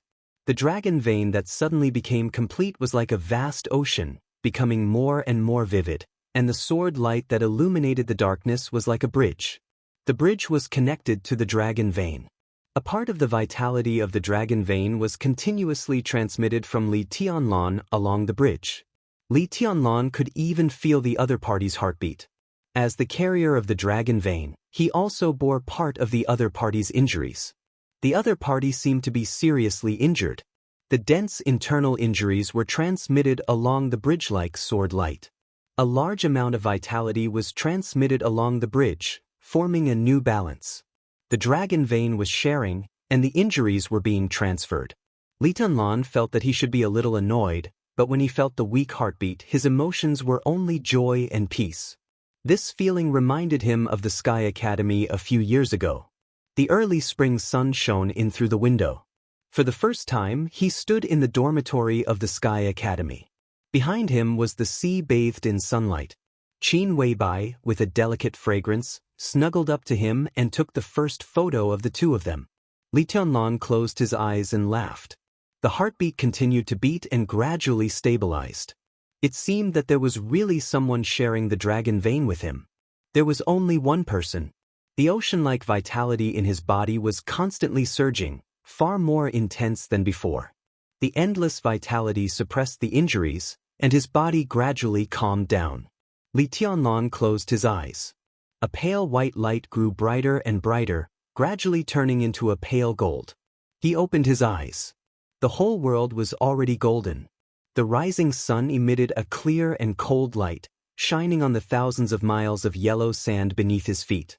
The refracted light shone with a myriad of colors. He stood in the desert, motionless, like an eternal silhouette. The last bit of white fog was absorbed by his body. The ocean-like vitality in his body clearly existed, and it was completely complete. Traces of injuries spread in his body and were repaired by the dragon vein. A new balance was formed between destruction and repair. Li Tianlan raised his palm and wiped the blood from the corner of his mouth, lost in thought. The faint heartbeat was still resonating with his. He could feel the other party's emotions, just like him now, calm and happy. He suddenly missed Qin Weibai. He also wanted to know who was sharing the dragon vein with him. Li Tianlan slowly turned around. In his sight, Bai Qingqian was standing not far behind him and looking at him. Seeing him turn around, Bai Qingqian subconsciously took a step forward, her eyes a little uneasy. Behind Bai Qingqian was Xiao Mahai. Under the yellow sand, there were only two people here. Li Tianlan opened his mouth. The roaring dragon vein in his body seemed to be completely complete, and his emotions and feelings seemed to have become more sensitive than before. Feeling Bai Qingqian's gaze, his heart suddenly beat a few times. His heart skipped a beat. He wanted to call Secretary Bai, but when the words came to his mouth, he called her Auntie instead. Bai Qingqian nodded, trotted over, and whispered, "Tianlan, are you okay?" "I'm fine." Li Tianlan shook his head and looked around. There was only yellow sand around. The outline of the desert prison could be faintly seen in the distance. He frowned and whispered, "Why am I here?" Bai Qingqian hesitated and glanced at Xiao Mahai. Xiao Mahai shook his head with a wry smile. "Your Highness, you suddenly fell into a coma the day before yesterday. The minister and secretary brought a medical team, but they couldn't find out why you fell into a coma. Yesterday evening, you suddenly woke up, but it seemed that you didn't know anyone, and it seemed that you didn't wake up. Then you walked out of the prison by yourself, came here, and stood here all night." He hesitated, glanced at Li Tianlan and whispered, "I asked the doctor. The doctor said that you have been under too much pressure recently, so you have sleepwalking symptoms. This may also have something to do with your coma. The doctor said that you are very healthy, but he suggested that you rest more at ordinary times and don't put too much pressure on yourself." "Too much pressure? Sleepwalking? Rest more?" Li Tianlan blinked blankly. He didn't know what Xiao Mahai was talking about. He didn't think he was sleepwalking. The faint heartbeat was still resonating with his. He shook his head hard, looked at Bai Qingqian and whispered, "Auntie, where is the minister?" Bai Qingqian's expression changed slightly, and she seemed to remember something. "He went back overnight for an urgent matter. He should have a meeting in Yuzhou." Li Tianlan was a little curious. What happened? What could make Dongqing Wudi rush back to Yuzhou from the desert overnight? What could happen in Zhongzhou State now? "It's about Beihai." Bai Qingqian whispered, "It is said that Beihai was attacked by a mysterious expert yesterday. Summer Solstice was seriously injured, and Mount Dibing suffered heavy losses." Li Tianlan's eyes narrowed. Mysterious expert? Although Mount Dibing now lacked high-end combat power, it was not easy to break through. He did go up Mount Dibing, but that was when Dongqing Wudi took away the internal security forces and Heaven Punishment Troop. Mount Dibing lacked manpower and a large number of weapons were unmanned, so it seemed easy. In fact, if the internal security forces and Heaven Punishment Troop were both there, even if he had Shenyuan's sword in his hand, it was destined to be a hard fight to go up the mountain. The internal security forces might not be scary, but the elite level of Heaven Punishment Troop and the countless weapons on Mount Dibing were not to be trifled with. And Summer Solstice was seriously injured? Given her physical condition, how could she be seriously injured? "Is there a video?" he asked suddenly. "I'll inform Wudi to send a copy." Bai Qingqian took out her mobile phone. Li Tianlan nodded, glanced at Xiao Mahai, and said, "Computer. I'll arrange a car to take your Highness back right away." Li Tianlan looked at the blurred desert prison in the distance and suddenly thought of something. No need. He thought of something and took a step forward. The hazy fog spread out, and the three of them disappeared from where they were. When they reappeared, they were already 100 meters away. Wisps of mist permeated the corridor of the desert prison. Li Tianlan slowly walked out of the fog. Xiao Mahai, who had been in a state of sluggishness, suddenly came to his senses. Looking at the familiar dormitory door, he shook his head in confusion and finally raised his hand to look at his watch. It was at least 50 kilometers away. Nearly half an hour. With 2 people. Xiao Mahai's head shook. He didn't know how Li Tianlan did it, and what the hell was that fog? Li Tianlan pushed the door open and entered Xiao Mahai's dormitory. The computer in the dormitory was on. A video waiting to be received had been sent over. Li Tianlan walked to the computer and clicked accept. The speed of file transmission was extremely fast. In the desert prison where there were no additional entertainment facilities, the internet became the most important entertainment facility in Xiao Mahai's daily life. Therefore, in the dormitory, he completely used the military network, and the computer was also the best configuration. When he moved into the dormitory for the first time, he scanned through Lieutenant General Xiao Mahai's computer nearly 800 adult movies, more than 40 online games, and nearly a terabyte of undownloaded torrents. It could be seen how serious the degradation of soldiers was in such a remote place. The file transmission was extremely fast. Li Tianlan sat in front of the computer, and Xiao Mahai had taken the initiative to pour a cup of tea for Li Tianlan. The extremely beautiful greenery near Mount Dibing in Beihai appeared in the video. Li Tianlan silently clicked on the full-screen mode, thinking about how strong the so-called mysterious expert who attacked Beihai was. It is said that there are 3 attackers, 2 men and 1 woman. This video has been included in the confidential document and will be automatically destroyed after watching it, Bai Qingqian said softly. Bai Qingqian said softly. As the speaker of Liaodong, she was very likely to enter the parliament of Zhongzhou state. Last night, she had received the notice that the whole Zhongzhou state seemed to be facing a formidable enemy because of the attacker. Bai Qingqian was very curious about what kind of attacker could make Zhongzhou state so nervous. Li Tianlan nodded and stared at the screen without speaking. There were tens of thousands of monitors on Mount Dibing, which was enough to monitor every corner of Mount Dibing at any time and anywhere. The automatic weapon system also had the function of search and identification. Even if Mount Dibing was attacked, how heavy the loss would be. The angle of the video surveillance was facing the mountain road. A pure black Rolls-Royce appeared on the screen. Li Tianlan slightly raised his eyebrows. The Rolls-Royce in the video had a foreign license plate. The Rolls-Royce stopped in front of the mountain road. A young man with almost perfect appearance and figure got out of the car and looked at Mount Dibing. The mixed-race bodyguard and the woman with extremely cold temperament followed him and seemed to be talking about something.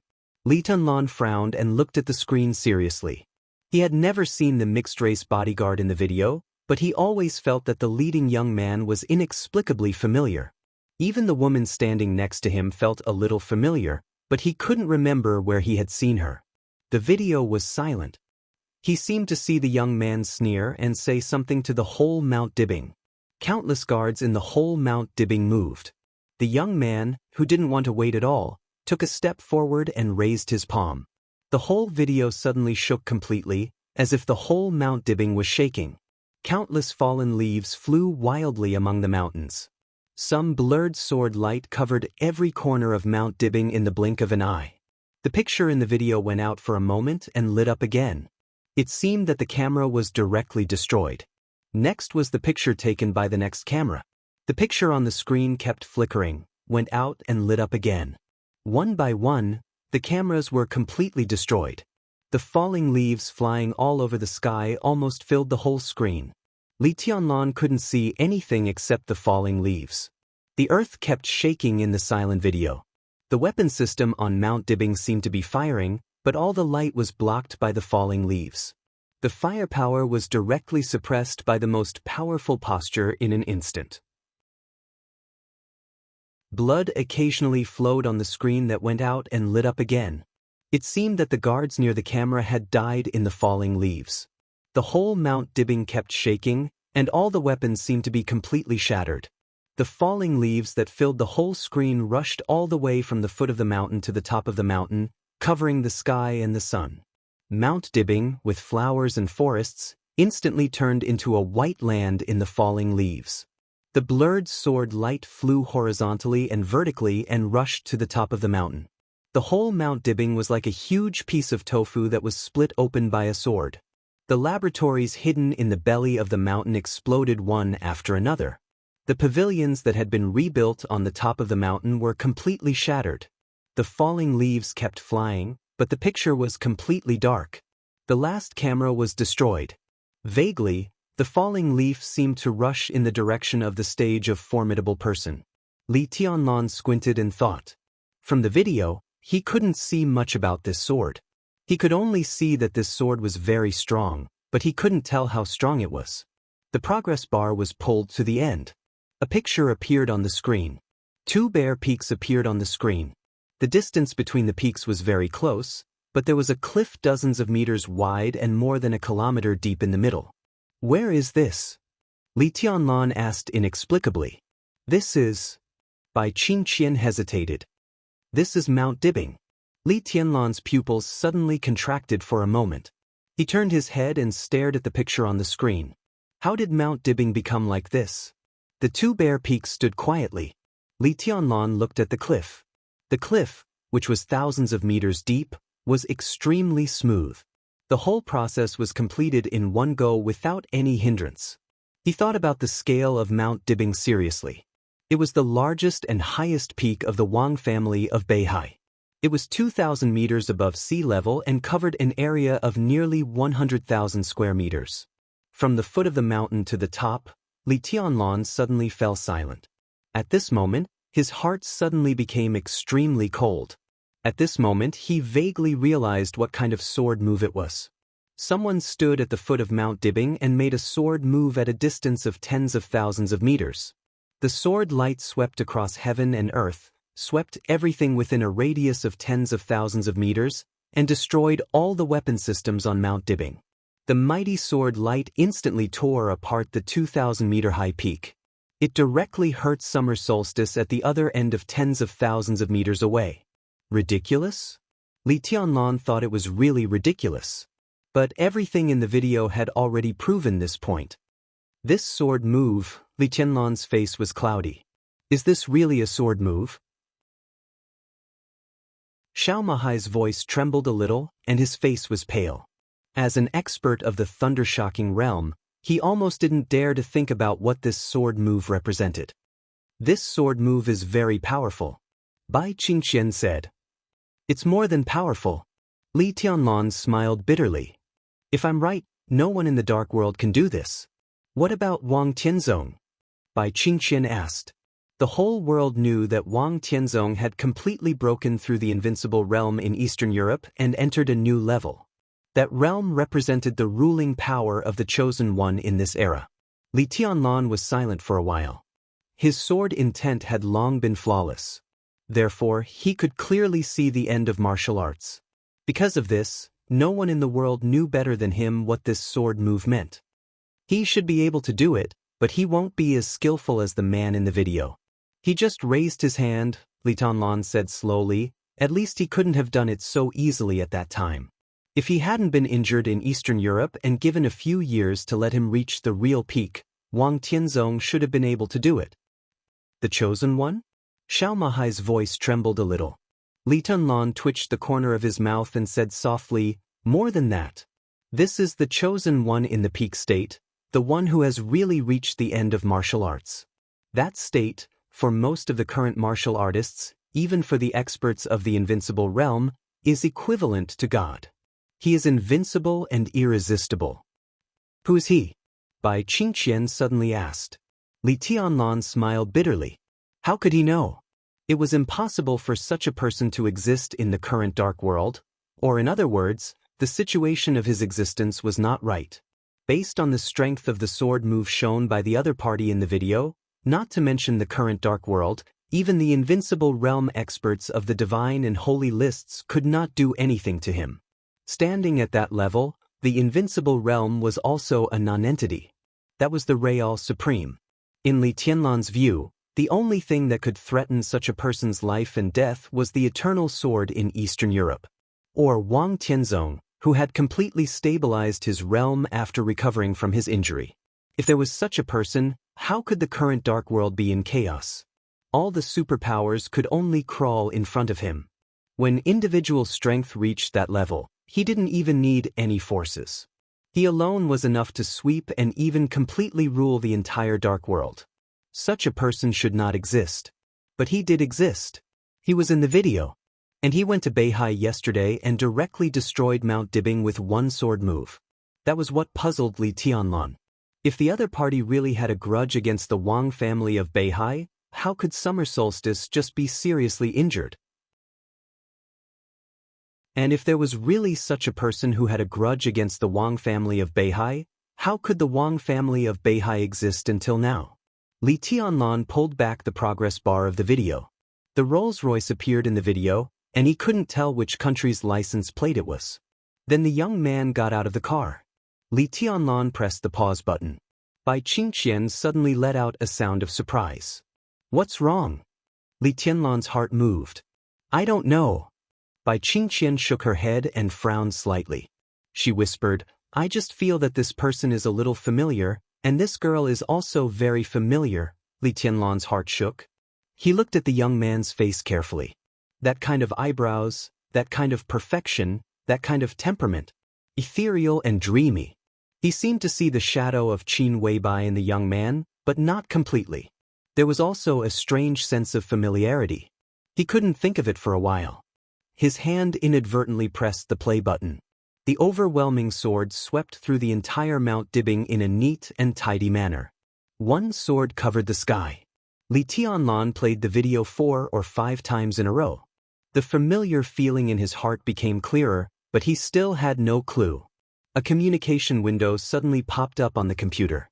Xiao Mahai, who had been watching the video and suppressed his inner fear, even regarded the video as a special effects movie, was shocked.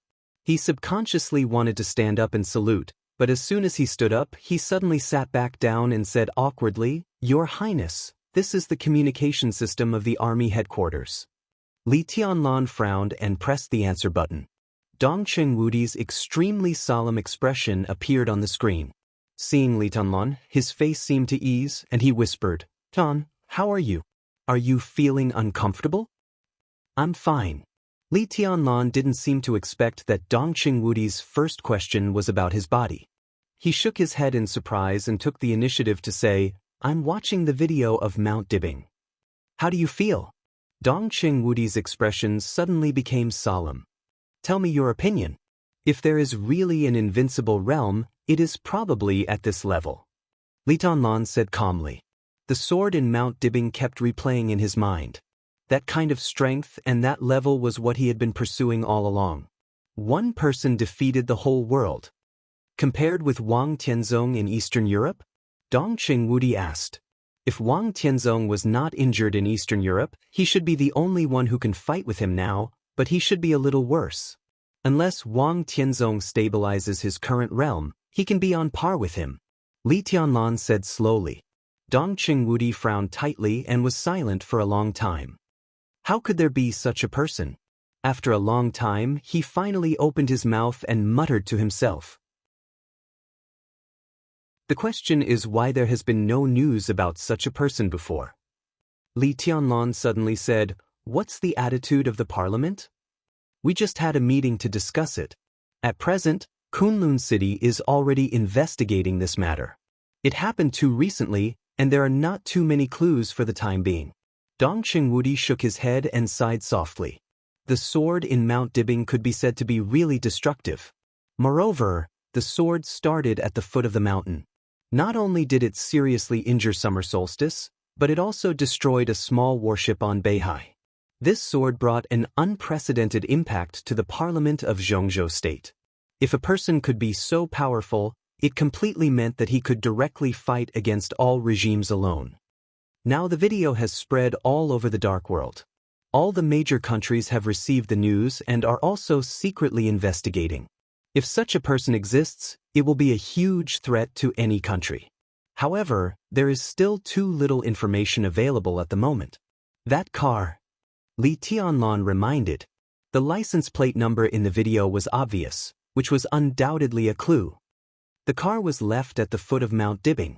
The license plate is a Swiss license plate. But after we communicated with the Swiss side said that they had not issued this license plate at all. After that, we contacted the Rolls-Royce headquarters, and they also said that they had not made this car at all, but this car did use Rolls-Royce's technology. What else? Li Tianlan asked. There is also an Airbus private plane. Dongqing Wudi said, that plane is parked at the airport, but all the stewardesses and captains have disappeared. We contacted Airbus. He suddenly hesitated, and his eyes drifted. The other party said that they had not made this plane? Li Tianlan asked. No, the other party said that this plane is very similar to the next generation of Airbus private planes they plan to develop. But at present, they only put forward the plan and have just invested in the research and development. Now what they see can be said to be the finished product. What's going on? Airbus is also asking us. They even suspect that Zhongzhou State has stolen their technology. Damn it.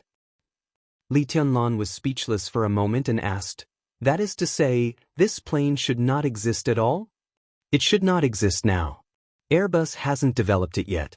God knows how this plane came to be. Dongqing Wudi shook his head. The parliament has not come to a clear conclusion, but we all agree that it is impossible for such a person to exist without any clues, and it is impossible that no one has heard of it. Some of us are analyzing their lip language. And since they exist, I think they will appear again in the future. Not even the slightest clue? Li Tianlan's heart slightly moved, and he suddenly said, I have heard of a similar person who is also invincible in the world. But at present, there seems to be no trace of his existence in the whole dark world. Who? Dongqing Wudi asked. Dongqing huanged. Li Tianlan looked at Dongqing Wudi deeply. Who is he? Bai Qingxian's palm trembled slightly, and she almost knocked over the teacup. She looked at Li Tianlan with a strange look in her eyes. Dongqing huanged. Invincible in the world.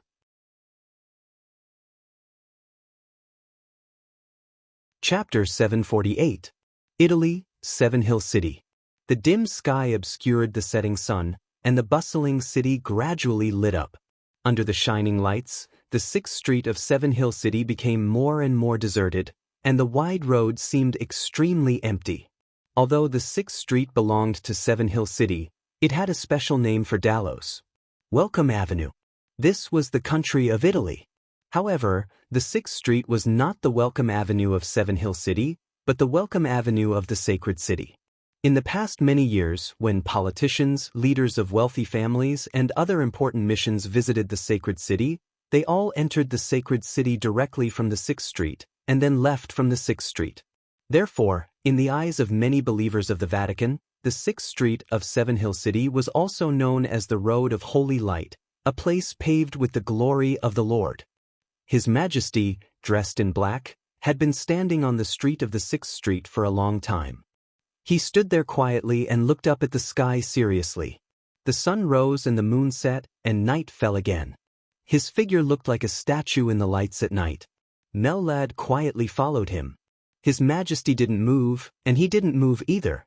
On weekdays, the people who came and went in the 6th street were basically believers of the Vatican, and their status was not low. At least, they would not be so low that even Mellad, the deputy commander of the Holy Disarmament Corps, did not know them. Seeing Mellad standing here with a man in black, everyone took a detour. As time went by, the 6th street had been secretly blocked, and no one disturbed His Majesty's meditation. Mellad looked up at the sky. The lights shrouded the city. The sky of Seven Hill City looked extremely high, and the stars were sparse. He couldn't see anything. He didn't know what His Majesty was looking at, until he had been standing here with His Majesty for a day and a night. The two stood silently and did not speak. Standing on the street, motionless, they were like fools. His Majesty was still calm and collected. Mellad opened his mouth and wanted to say something but stopped. In the end, he swallowed the words he was about to say and did not disturb His Majesty's train of thought. If he had a train of thought. Mellad was not sure about this. He could clearly feel that His Majesty was thinking about something, but the kind of contemplation he showed was more like being at a loss. Mellad shook his head. Just as he was about to go find some food nearby, His Majesty, who had been standing here for a day and a night, suddenly turned his head and said calmly, "Return to the holy city." Melad's spirit was shocked. He nodded subconsciously and followed His Majesty's footsteps back. His Majesty's footsteps were a little hurried and he looked restless. "Your Majesty, what did you see?" Melad asked cautiously. His Majesty paused, turned to look at him, and slowly said, "I didn't see anything." Melad let out an "ah." His Majesty had already turned around and continued, "But this is the worst. I have a very bad feeling. It seems that something is going to happen." Intuition? Melad was a little disapproving. "Don't look down on my intuition.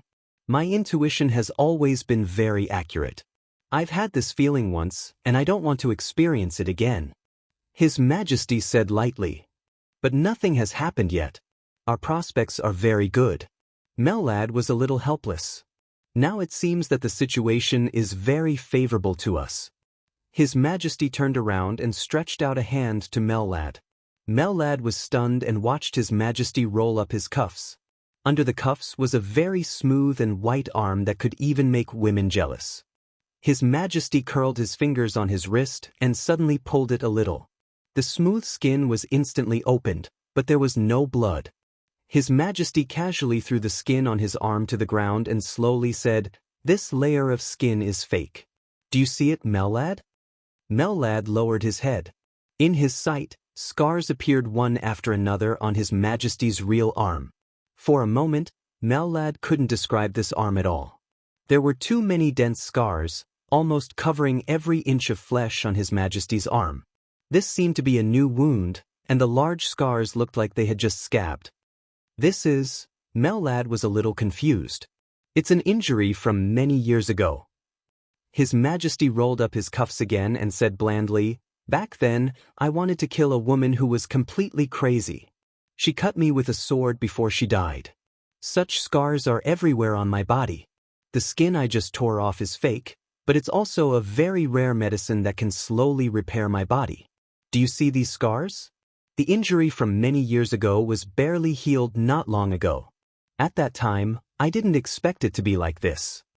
The feeling at that time is the same as now." His Majesty's voice was low. "I feel like I'm going to die." Melad took a deep breath and smiled a little reluctantly. He recalled the scars on His Majesty's arm. Those dense sword wounds. How sharp was the sword energy needed to make those wounds heal after so many years? His voice was a little dry.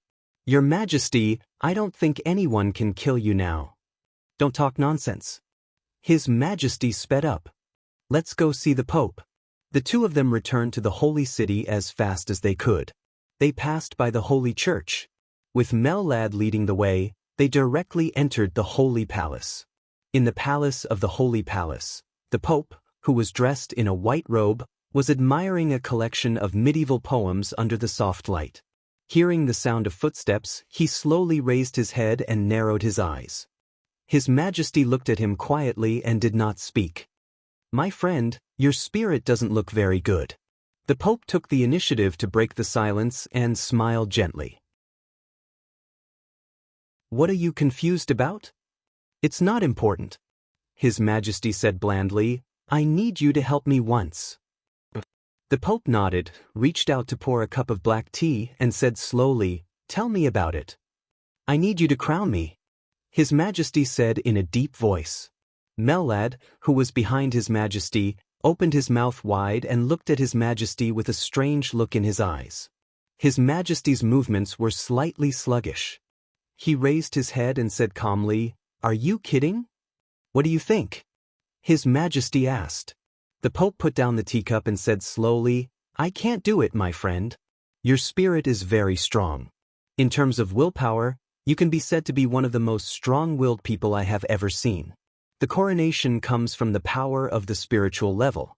To put it simply, once the coronation is successful, your will be completely concentrated and enter a state similar to hypnosis, which will make your combat effectiveness in all aspects rise to a higher level.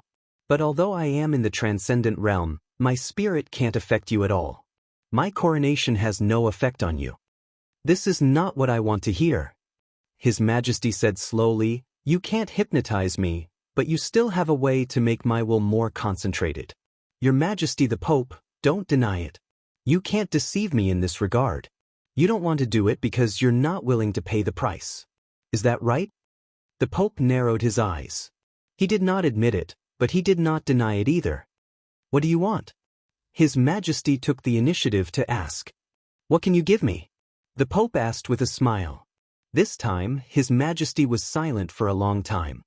He suddenly waved his hand and said in a low voice, Maid, go out and guard. Mellad was stunned. Without any hesitation, he turned around and went out. Seeing this scene, the Pope narrowed his eyes and focused his attention on His Majesty again. His Majesty took 2 steps forward and sat in front of the Pope. The light in the Pope's eyes flickered constantly, and he looked a little playful. At this moment, he could clearly feel that the mysterious His Majesty's spirit was relaxing. It was constantly relaxing and becoming extremely peaceful. The Pope poured him a cup of tea. Thank you. His Majesty nodded. After hesitating for a moment, he reached out and took off the human skin on his face. A mask. His eyes were clear and calm. He looked at the Pope's obviously surprised face and laughed. I can tell you a story. He sat down. In front of the Pope, he closed his eyes and said, See for yourself. Bang! A small explosion suddenly exploded on the test bench. Flames and frost flashed at the same time. The thick alloy steel plate was almost instantly coated with a thick layer of frost. The moment the frost formed, the raging flames flickered for a moment. The dull burning sound lasted for a second, and the thick alloy immediately turned into a pile of black ashes. But the black ashes were not the remains of the burning. The black dust fluttered and fell to the ground, shining with a layer of extremely strange black-blue light. Obviously, this was a kind of extremely destructive poison. Her pure white palm trembled. Her expression slowly returned to calmness. She took a deep breath and accepted another failure. She walked to another test bench, picked up the communicator and said calmly, Soma. Hello, Dr. Murphy. A soft female voice sounded from the communicator. Inform the biochemistry department that the 6th experiment has failed. Ask them to come and extract the failed samples for analysis. The data they gave is not accurate. I need to figure out the specific composition of this damn thing. I need the most detailed data. The woman suppressed the anxiety in her heart, but the anger in her tone was still rising subconsciously. On the other end of the communicator, Soma's voice was still soft and elegant. The communication was hung up. Dr. Murphy's slender body softly slumped into the chair, lost in thought. From the perspective of Westerners' aesthetics, Dr. Murphy was a standard beauty. Although she was already in her 30s, she did not look as old as Westerners of the same age. Her tall figure was still hot. She was curvy, her skin was white and tender, her facial features were well-defined, and she did not even have crow's feet at the corners of her eyes. In this mysterious laboratory, the graceful Dr. Murphy could be said to be an extremely eye-catching scenery. The laboratory was silent. After the experiment failed, the pile of black ashes shone with a strange luster, as if it was flickering. Murphy took out a cigarette, lit it, and took a deep puff. There was a touch of helpless pain in her trembling eyes. It had been 7 months since she came here. She could clearly feel that she was haggard. Although she was still doing the work she liked, the seemingly endless darkness in front of her made her extremely desperate. Dr. Murphy Staney Wilson. Internationally, this was not a very prominent name, and very few people had even heard of this name. But in Star State, this was a very important figure. 7 months ago, she was an ordinary researcher in the Star State Biological Laboratory. But the allowance she received was twice that of the chief person in charge of the Star State Biological Laboratory. To some extent, she could be said to be the most core figure in the Star State Biological Laboratory, but she had been secretly protected by the Star State, reducing all exposure. Dr. Murphy was very satisfied with such a life. The allowance given to her by the Star State could ensure that her life was very prosperous. She had a very happy family, a husband who loved her very much, and a lovely daughter. Her life could be said to be truly carefree. But all the good things were completely torn apart that night 7 months ago. A group of mysterious people rushed directly into her home. While she was watching TV with her lover, the mysterious people directly captured her family of 3. The family of 3 was completely knocked out, and when they woke up, they were already here. 7 months. Until now, they did not even know who the enemy was, let alone have access to the slightest news from the outside world. This was a biological laboratory that was not considered advanced in Murphy's opinion. Most of the equipment in it was not comparable to North Sea, which had the most advanced technology in this regard. It was even inferior to the laboratories in Star State. But this laboratory was very functional, and there were good talents in each department. Murphy had come into contact with them through work, and was shocked to find that all of them seemed to be researchers who had been kidnapped. Among them, a doctor of chemistry who used to work as a researcher in the German Institute had even stayed here for nearly 6 years. There were different departments in the laboratory, and each department was subdivided into different groups. The people in the groups were responsible for one project after another. Murphy's position was relatively aloof. She was not a member of any group, but she was equipped with 3 assistants. Her task was to study the antidote for a poison, and as a reward, she would have about an hour every 2 months to see her daughter and husband. Life seemed to have completely lost its future and hope. Murphy's only motivation now was for the most precious hour in 2 months. She sat on the chair in a daze, took a deep breath, and held back the tears that seemed to flow at any time. She was extremely disappointed. "It seems that I should consider giving you some more work, dear Dr. Murphy. I don't need useless people here, nor do I need you to be lazy." A flat voice suddenly sounded. The other party's English was standard and fluent, but in Murphy's ears, it was like the whisper of a demon, extremely cold. Murphy's plump body suddenly became alert. She jumped up and stammered, "No, the experiment just failed. I've already informed, that's not a reason. The experiment failed. You should make a record and try to find a new way. Look what I brought to encourage you." The voice thought unhurriedly. The door of the laboratory was opened. A figure shrouded in black appeared in Murphy's sight. There was a little girl who looked a little silly standing beside him. "Jessie!" Murphy rushed over excitedly and hugged her daughter. Her heart felt like it was being stabbed by a knife. The little girl was no more than 6 or 7 years old. Looking at the excited Murphy, she subconsciously took a step back. After a moment of hesitation, she said softly, "Mom." Her voice was dull and a little dull. Murphy hugged her daughter, tears streaming down her face. It wasn't like this. It wasn't like this before. Her family used to be very happy. Her daughter was also very lively and smart. But in just a few months, she wasn't by her daughter's side. God knew what she had experienced to scare her like this. "Okay, I've seen your daughter," then, the voice of the man in black rang out. Murphy suddenly screamed, rushed over to hold the man's leg and begged, "Your Majesty, please, let me stay with my daughter a little longer. 5 minutes, no, 10 minutes, no, 7 minutes is enough, please."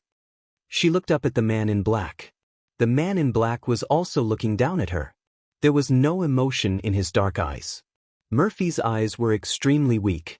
She didn't know who the person who ordered to kidnap her here was. He had no name, and everyone called him Your Majesty.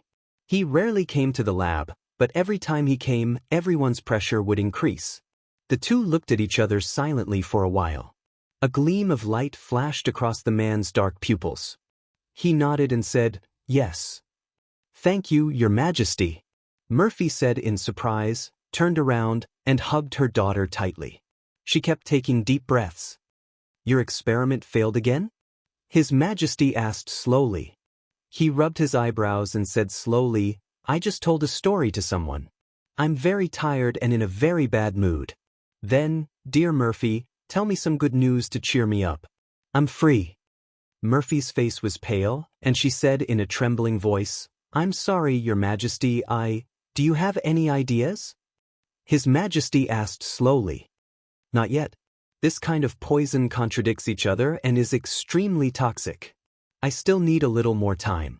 Following His Majesty, Murphy's body was a little weak, and her heart was full of fear.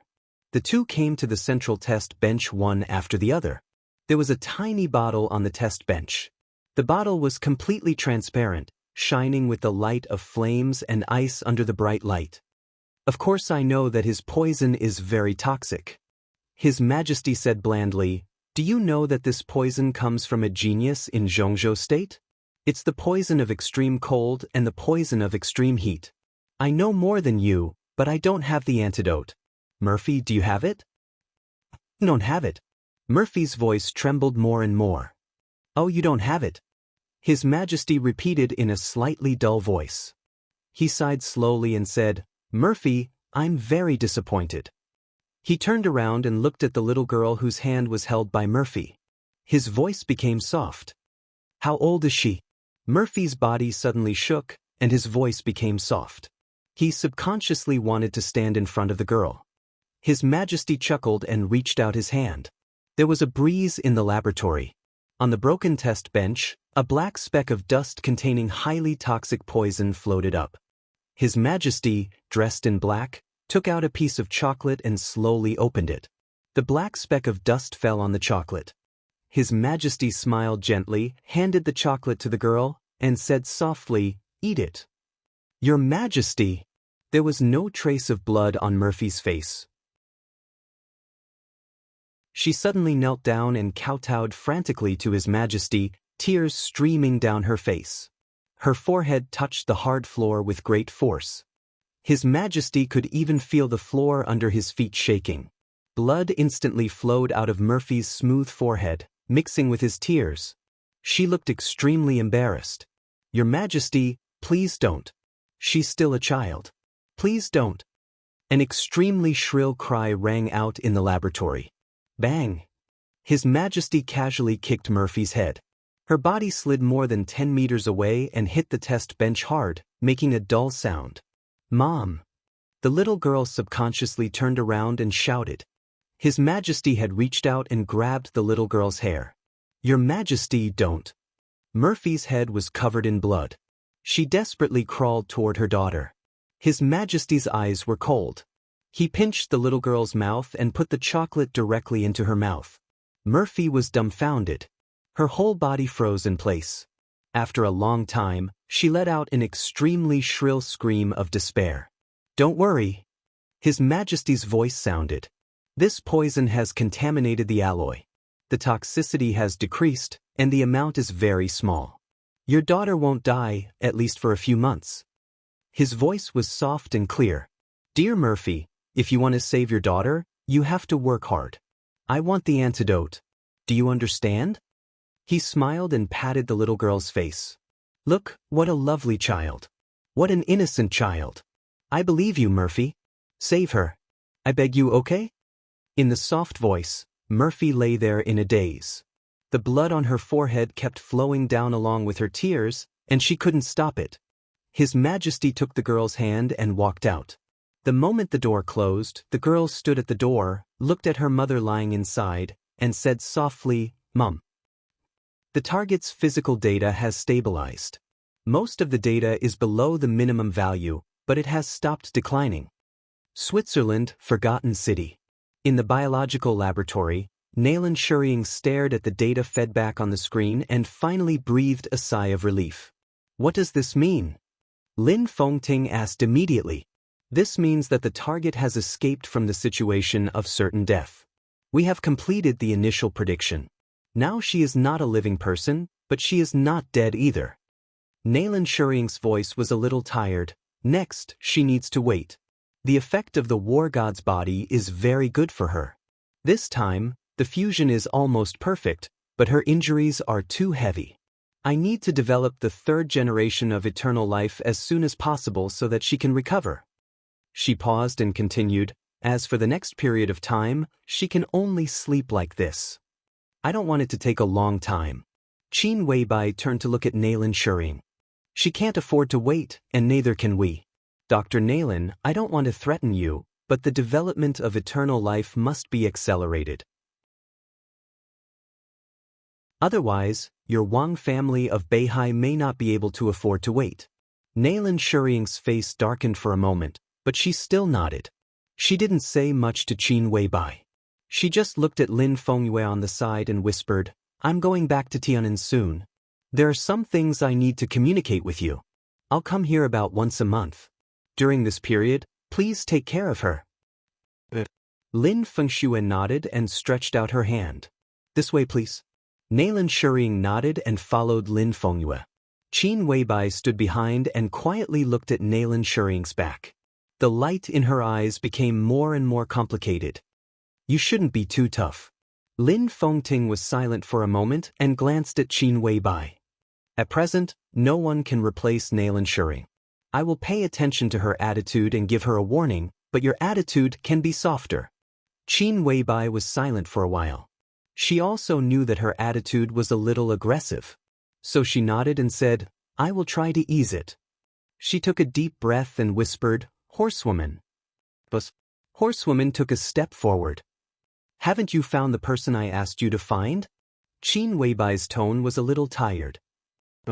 "At present, I have mobilized the intelligence organization of the Lin clan according to your order, but the news we got is that the target has been kidnapped and disappeared 7 months ago. The family of 3 has all disappeared. Their family has chosen to call the police. Star State is very angry about this.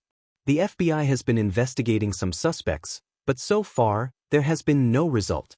Horsewoman shook her head and smiled bitterly. "Is that Dr. Murphy really so important?" Lin Fengting raised his eyebrows.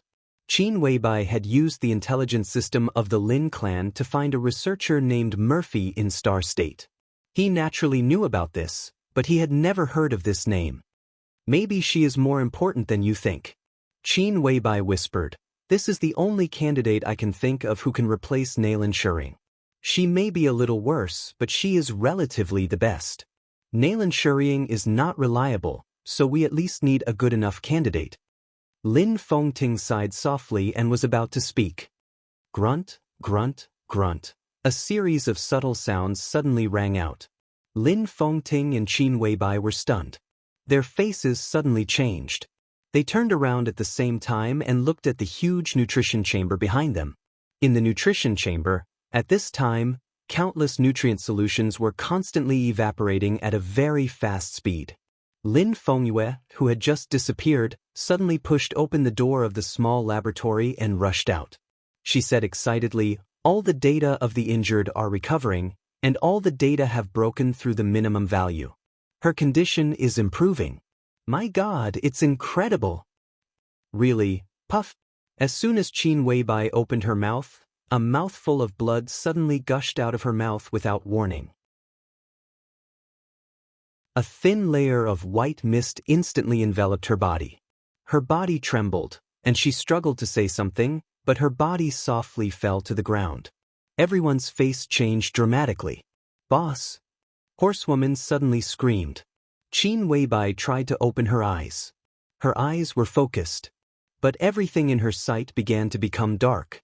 In the endless darkness, a light was emerging little by little. The corner of her mouth moved. The darkness disappeared completely. A flame completely occupied the dark night, burning crazily in her consciousness, and then disappeared in a flash. Fix.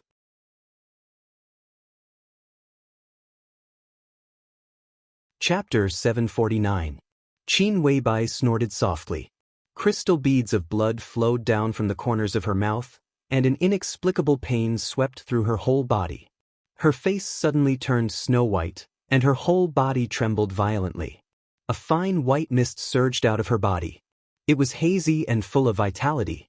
The white mist appeared and disappeared, quickly absorbed by her. She opened her eyes wide and swayed, but her consciousness became extremely clear. She couldn't even faint if she wanted to. The scene in front of her seemed to have completely returned to normal. She could see the ceiling of the laboratory, and countless high-tech instruments were working. Lin Fengting's face was extremely ugly, and he asked loudly what was going on. Farther away, Lin Fengxue and Nalin Shuriying had come out quickly. Some researchers had already rushed over to open an instrument that could detect physical indicators. Horsewoman carefully picked her up and rushed to the instrument. The familiar scene disappeared. Her vision turned pitch black again. A burning flame appeared in the pitch black space. The fire kept rising. The severe pain swept through her whole body like a storm. She couldn't help but groan and clenched her fists tightly. What the hell is going on? Lin Fengting was completely inexplicable. A minute ago, Qin Weibai was fine, and he had never heard of her having any disease or injury. But now, she suddenly became like this. Lin Fengting hated this feeling. In the next 20 years, Qin Weibai would be extremely important to the entire Lin clan. She was now the acting patriarch of the Lin clan. To put it bluntly, her current safety was even more important than Lin Fengting's own. Record her physical data and do a detailed examination immediately.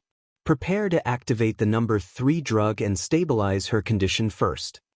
Naylan Shuriying said in a hurried tone. Horsewoman carefully held Qin Weibai and put her in the instrument.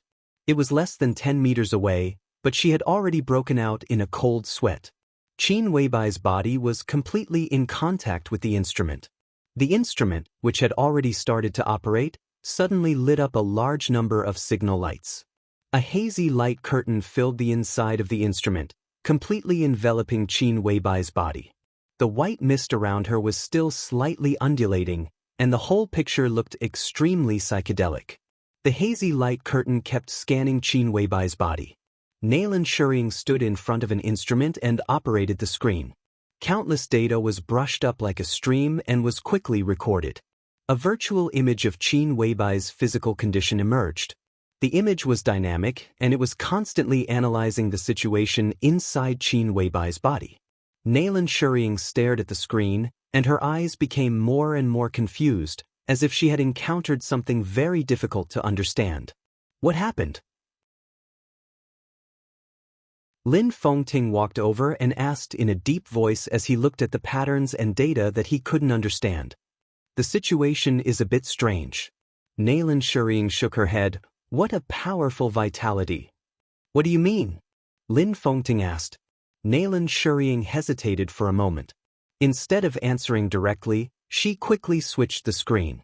The big screen immediately split into 2 screens, and 2 virtual images appeared. The data on the 2 screens kept alternating. Naylan Shuriying watched for a while, and her eyes gradually lit up with disbelief. She said softly, "What the hell is going on?" "I'm the one asking you." Lin Fengting's tone was a little impatient. Qin Weibai suddenly became like this, which really tested her mentality. At present, according to the data analysis of the instrument, Boss Qin's situation is the same as that of the person inside. Naylan Shuriying finally spoke. As she spoke, she pointed to the closed nutrition chamber nearby. "What do you mean?" Lin Fengting's body shook violently. The same situation? Did Qin Weibai also need the body of the god of war and a long sleep? Lin Fengting's eyes became cold in an instant. He looked at Naylan Shuriying and said in a cold voice, "Make it clear." The person inside was so seriously injured because of the 13th floor. But this matter had nothing to do with Qin Weibai. How could their situation be the same? If someone had done something, Naylan Shuriying was the most suspicious person among all the people present. Did something happen to the Wang family of Beihai? Lin Fengting's eyes flickered. He could tolerate many things, but if Naylan Shuriying really attacked Qin Weibai, he could not tolerate it. The Lin clan could not tolerate it either. Qin Weibai might have many identities, but she was now the patriarch of the Lin clan. Attacking the patriarch of the Lin clan was tantamount to a formal declaration of war. Naylan Shuriying's heart beat fiercely. Facing Lin Fengting's cold eyes, she shook her head and said, "You misunderstood me. Boss Qin is fine at present, but her injury is exactly the same as that of the person inside. But compared with the person inside, the damage to her body is very light. They have the same kind of injury, but the severity is different. If you use the value as an example, the severity of the person inside is about 100, while the severity of Boss Qin is about 1. Moreover, there is a very strong vitality in Boss Qin's body, which can probably perfectly offset her injury. The situation just now should be a sudden outburst, and now it is being made up by the vitality. Boss Qin will be fine after a short rest. Lin Fengting looked at her quietly. His expression was as if he was listening to a book from heaven. You said little Bai is injured? He asked slowly. Nayland Shuriying nodded and said, yes. Ridiculous. Lin Fengting said coldly, how did she get injured? And it's the same injury as that person. Do you think it's possible? Just a moment ago, she was still fine. This is indeed ridiculous, and this is what I can't understand the most. Nayland Shuriying nodded and frowned, as if she didn't know how to phrase it. An exclamation suddenly sounded. Lin Fengyue's excited voice sounded, Fengting, the patient's physical index has stabilized, it's completely stabilized. Lin Fengting turned around and asked, whose index? Hers. Lin Fengyue stretched out her hand and pointed to the nutrition pod with an incredulous look on her face. Don't ask me, I don't know how it's done. In the nutrition pod, the nutrient solution that had been consumed almost in an instant was replenished again. A new set of data appeared on the computer. When Chairman Qin's accident happened, the body's stats were rising, and it wasn't temporary. From the looks of it, the growth of the stats is very stable. If her original state was neither dead nor alive, then from the looks of it now, she's alive, but she's closer to death. How could such a thing happen? We didn't do anything. Is it the body of the god of war? Lin Fengyue kept talking. It has nothing to do with the body of the god of war. Dr. Lin, you can come and have a look at this. Nayland Shuriying's voice sounded. Lin Fengyue was stunned and came to Nayland Shuriying's instrument. Countless data were still flowing on the instrument. Lin Fengyue's pupils suddenly shrank, and she whispered, is this Boss Qin's physical data? Nayland Shuriying nodded. This, Lin Fengyue was dumbfounded. Why? Lin Fengting suddenly spoke with a gloomy face, now is not the time for you to discuss with each other. I need to know what is going on. Lin Fengyue glanced at him and frowned, as if she didn't know what to say for a while. I don't know if you can understand. Lin Fengyue said slowly, to put it simply, we regard the palace master's injury as a kind of disease. Now this disease, we temporarily name it 0. The palace master's disease can be said to be incurable. In terms of values, her disease value has reached 100. Lin Fengting felt that this statement was a bit familiar. And now, Boss Qin is infected with the same disease as the palace master, but her disease is very light, and the value is only 1. The value of 100 is the value of the palace master stabilized by the body of the god of war, but just now, this value suddenly decreased. We are not sure how much it decreased, but the palace master's injury has indeed improved greatly, at least by nearly 1/10. This may be the reason why Boss Qin is in this situation. Lin Fengting's pupils suddenly shrank. You mean that part of the palace master's injury suddenly transferred to Little White, and now they share the palace master's injury? More than that. Lin Fengyue shook her head, at least for now, it seems like Chief Qin is only taking on a small part of the responsibility. Most of the responsibility seems to have suddenly disappeared, or maybe someone else is taking it. I just don't know who it is. Moreover, Boss Qin suddenly has a lot more vitality in her body, and we don't know what is going on. Similarly, we don't know why she can bear the injury with the palace master. Lin Fengting stopped talking. He stood in place and was silent for a long time, with a solemn face. After a long time, he took a deep breath and said slowly, stealing heaven. What is stealing heaven? Nayland Shuriying and Lin Fengyue asked at the same time. Lin Fengting shook his head with a wry smile. Stealing heaven was naturally not a scientific thing. It was a word he heard from Lin Su. As the metaphysics grandmaster of the Lin clan, Lin Su's cultivation was not much worse than that of Xian Xuanzi and Great Master Wei. Stealing heaven involved a lot of mysteries of heaven and fate, and it could be said to be the highest achievement in their profession. The general principle was to completely connect 2 or 3 people who were most closely related to fate. When they were together, they condensed infinite vitality into a chain that tied up the fate of several people, so that they could bear the injury together. It sounded mysterious, and it was not easy to do. According to Lin Su, since they wanted to steal heaven and change their fate, then the connection between the fate of several people must be close to a certain extent. At the same time, the so-called chain condensed by vitality must be strong enough. As for the strength, it needed enough vitality. According to him, only the fate of the country contained the strongest vitality. For example, the dragon vein of Zhongzhou State. Even if the dragon vein existed, there was a saying in metaphysics that the dragon's head could not be seen. If someone was the dragon's head, someone must be the dragon's tail. It was difficult for the entire dragon vein to completely gather on one person. If this could not be done, the chain would be unstable and the fate of several people could not be tied up. The dragon vein was the execution tool of stealing heaven, but the foundation was another thing. As for what it was, Lin Su was not very clear. Even if all these could be possessed, the executor was difficult to find. Without enough understanding of the mysteries of heaven and fate, it was impossible to steal heaven. Those who could do this were mostly grandmasters in the same field. Stealing heaven and changing fate was against the will of heaven. If it was really implemented, there must be a price to pay. No one was willing to sacrifice themselves for nothing. Therefore, as the highest achievement in metaphysics, stealing heaven and changing fate was mostly a theory. The Lin clan's information in this regard was also vague. After all, no one had realized it.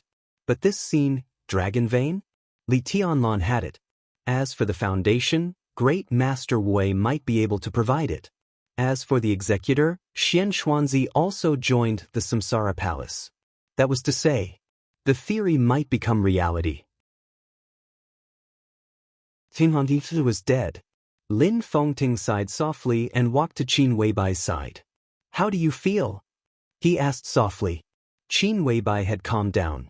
She opened her eyes, which were blank and unfocused. The sound of her heartbeat constantly vibrated in her consciousness, synchronized with her own heartbeat. One heartbeat was extremely clear and powerful, with the power of mountains and seas, while the other heartbeat was extremely weak.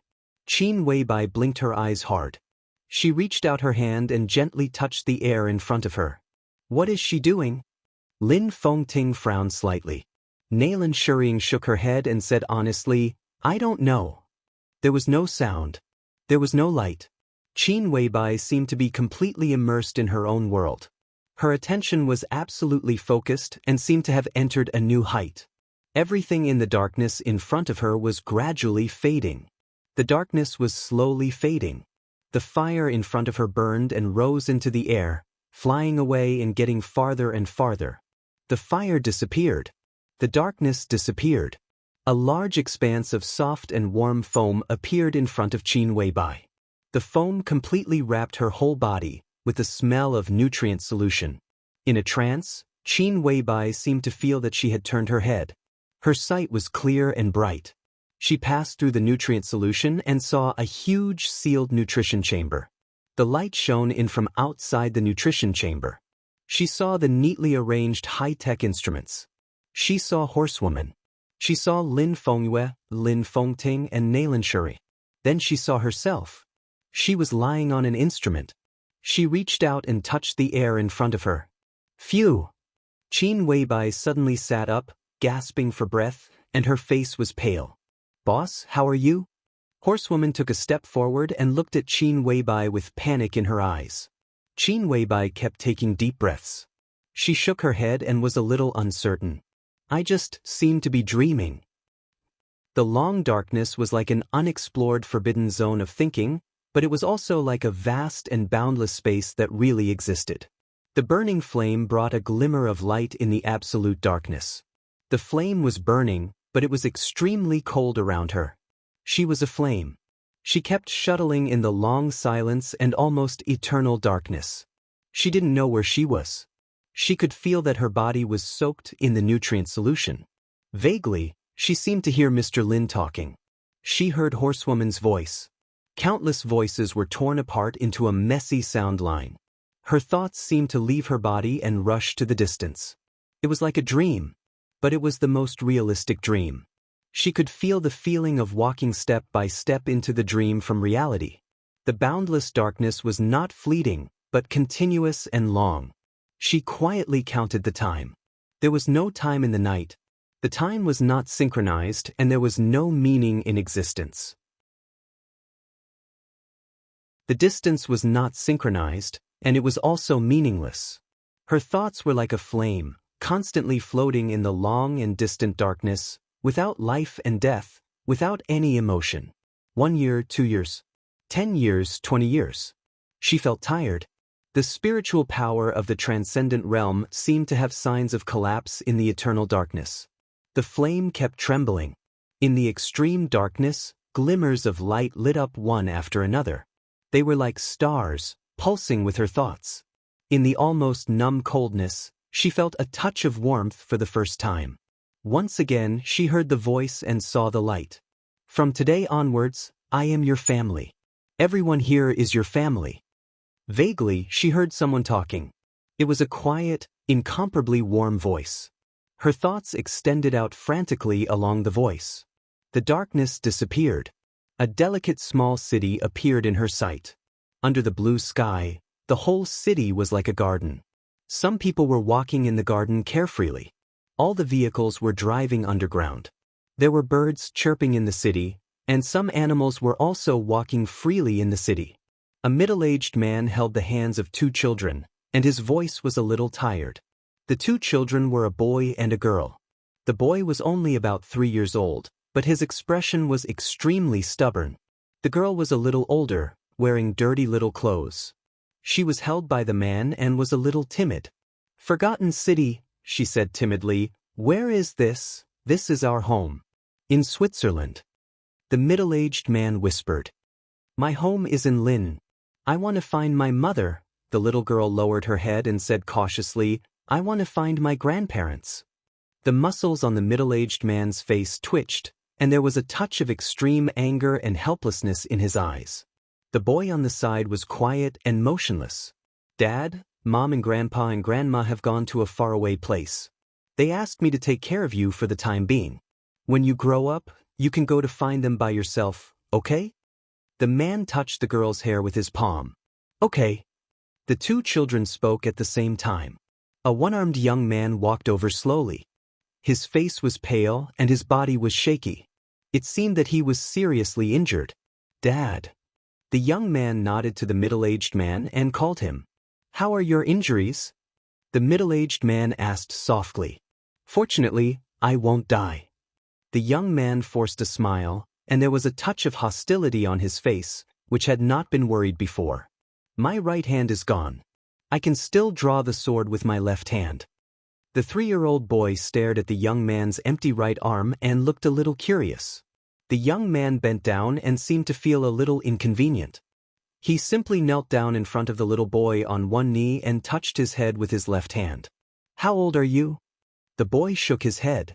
He didn't know how old he was, and no one cared about this. "Still a child," the young man said softly. The young man said softly. He pointed at his empty sleeves and asked, "Are you afraid?" The boy still shook his head and said nothing. The young man hesitated, and a small sword slipped out of his left cuff and handed it to the boy. "Do you like it?" The boy nodded and his voice was clear. "This is something that will accompany you for a lifetime." The young man laughed and his eyes were complicated. "I hope you can be safe and happy all your life, but you are the son of my best brother. Child, you have your own responsibilities and hatred. I am almost a useless person now. In the future, I can only rely on you." The middle-aged man hesitated, let go of the boy's palm, and whispered, "I have decided to accept him as an apprentice." The young man was stunned and said with a smile, "The seniority is a bit messy. I have made an agreement with him. This is my adopted son." "But it doesn't matter." He took the boy's hand and whispered, "My name is Lin Yuxian.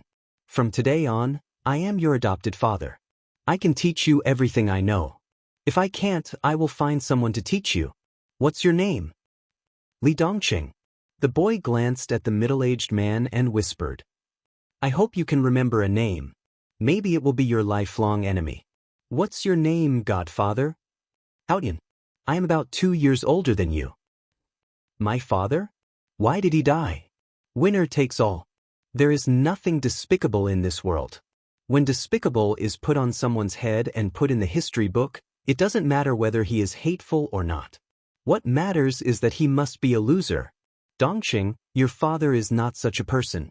He just neglected it and failed. Grandpa, grandma, family. Don't think about them. Dongqing, keep them in your heart.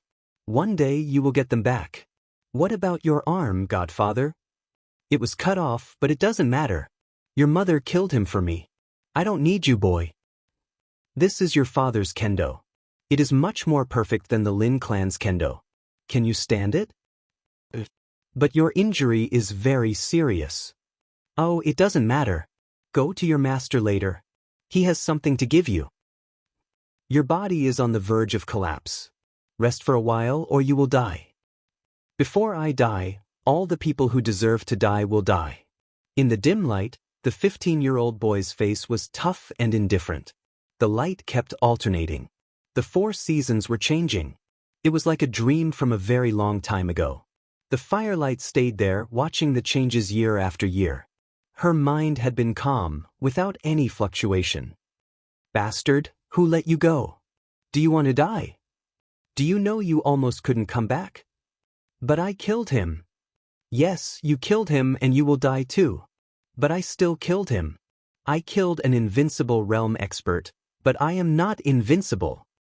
Shut up. What's so great about killing an invincible realm expert? Godfather died in his hands. I killed him and his family. I avenged my godfather.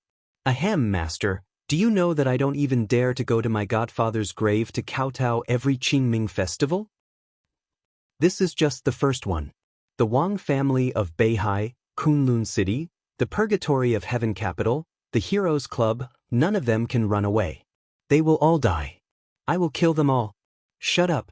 You should rest now. The dragon shows its head but not its tail. The dim sunlight shone on the verdant forgotten city. The man in the wheelchair was extremely dry, but he smiled contentedly. I took the fate of the Purgatory of Heaven Capital. Celestial Emperor? The Celestial Emperor who carries the dragon vein of Zhongzhou State is just a dog. He bowed down first. Dongqing, from now on, there is no need for Zhongzhou State. You are the dragon vein, and only the dragon vein. From now on, the world will not only know Xianxia and Wu Wei, but also me, Lin Su. The dragon shows its head but not its tail. In the future, if possible, spare Celestial Emperor Huawu's life. You need someone to carry the dragon's tail for you. The dim yellow in the sky gradually disappeared. The man in the wheelchair disappeared with the wind little by little. At the moment when day and night alternated, he stood up and whispered, I entered the invincible realm. Jiang Qiansong died. The headquarters of the Jiang family of South America was directly blown up. The Lin clan's new invincible realm appeared.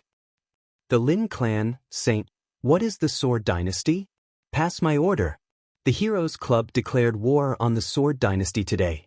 I'd like to see how capable a young man who hasn't even grown his hair can be. Then I'll show you.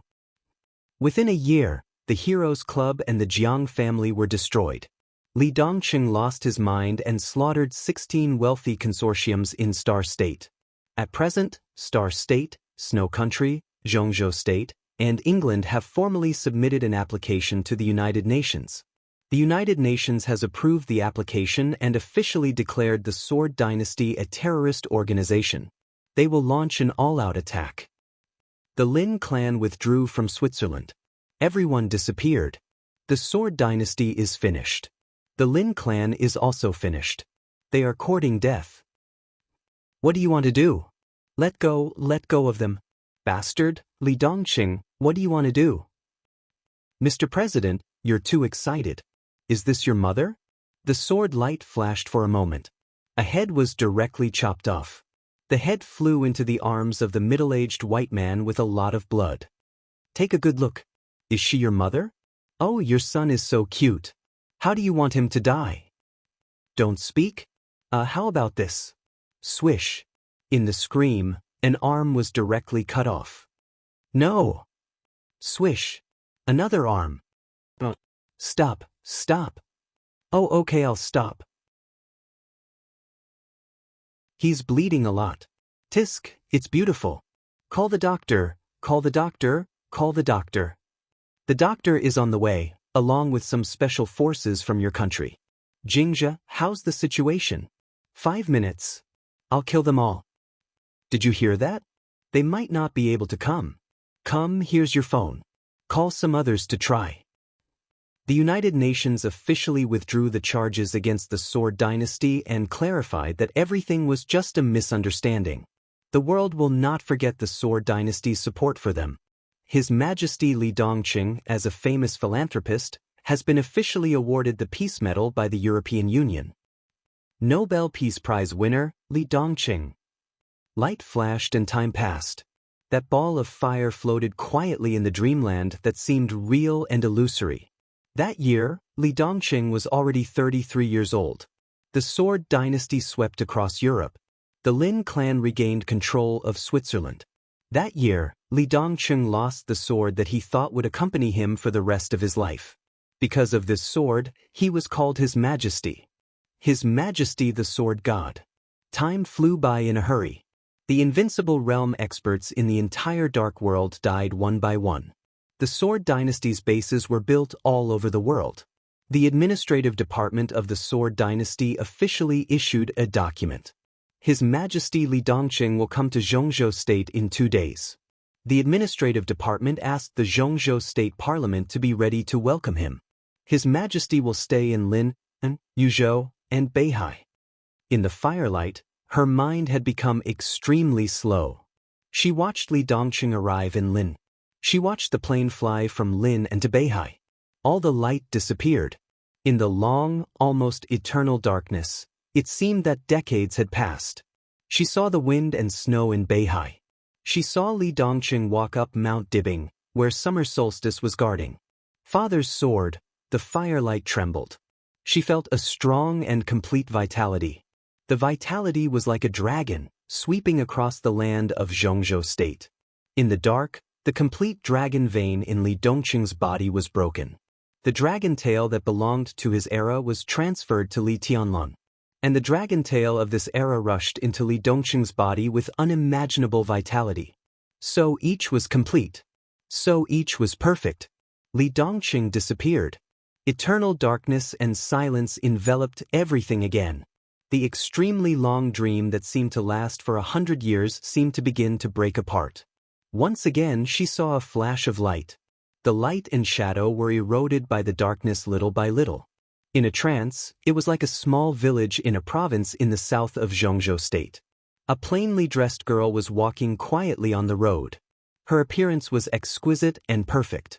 Although her clothes were plain, she looked like a noble and proud little princess. Behind the girl was an old monk in a cassock with a kind face. "Where are you going?" The old monk asked softly. "It's probably in front if I remember correctly." The girl raised her head and looked quietly at a seemingly ordinary orphanage in front of her with a pair of bright eyes. "Are you looking for someone here?" The monk asked curiously. "Who are you looking for?" "I don't know." The girl whispered. "I'm here to have a look. Whether I can find him or not, from today on, I should have my own name." She walked forward slowly and entered the orphanage. A girl in a small dress full of patches happened to walk out of the door. The two girls froze for a moment at the same time and looked at each other blankly. In each other's eyes, there was a face that was exactly the same as each other's. "You?" The girl clutched the patches on her clothes and looked at the girl in front of her who was as proud as a palace master. She whispered, "Who are you? What's your name?" The proud girl looked at her, her eyes calm and indifferent. "I'm Qin Weibai." The girl asked timidly, "Who are you?" "I'm Qin Weibai." The girl nodded and said lightly. "But..." The girl hesitated and seemed to want to cry. "Who am I?" "From today on, your name is Gu Xianyan." You're tuning in to the Wang Lin's Journey YouTube channel. Don't forget to subscribe and join us on this journey to catch the most captivating stories.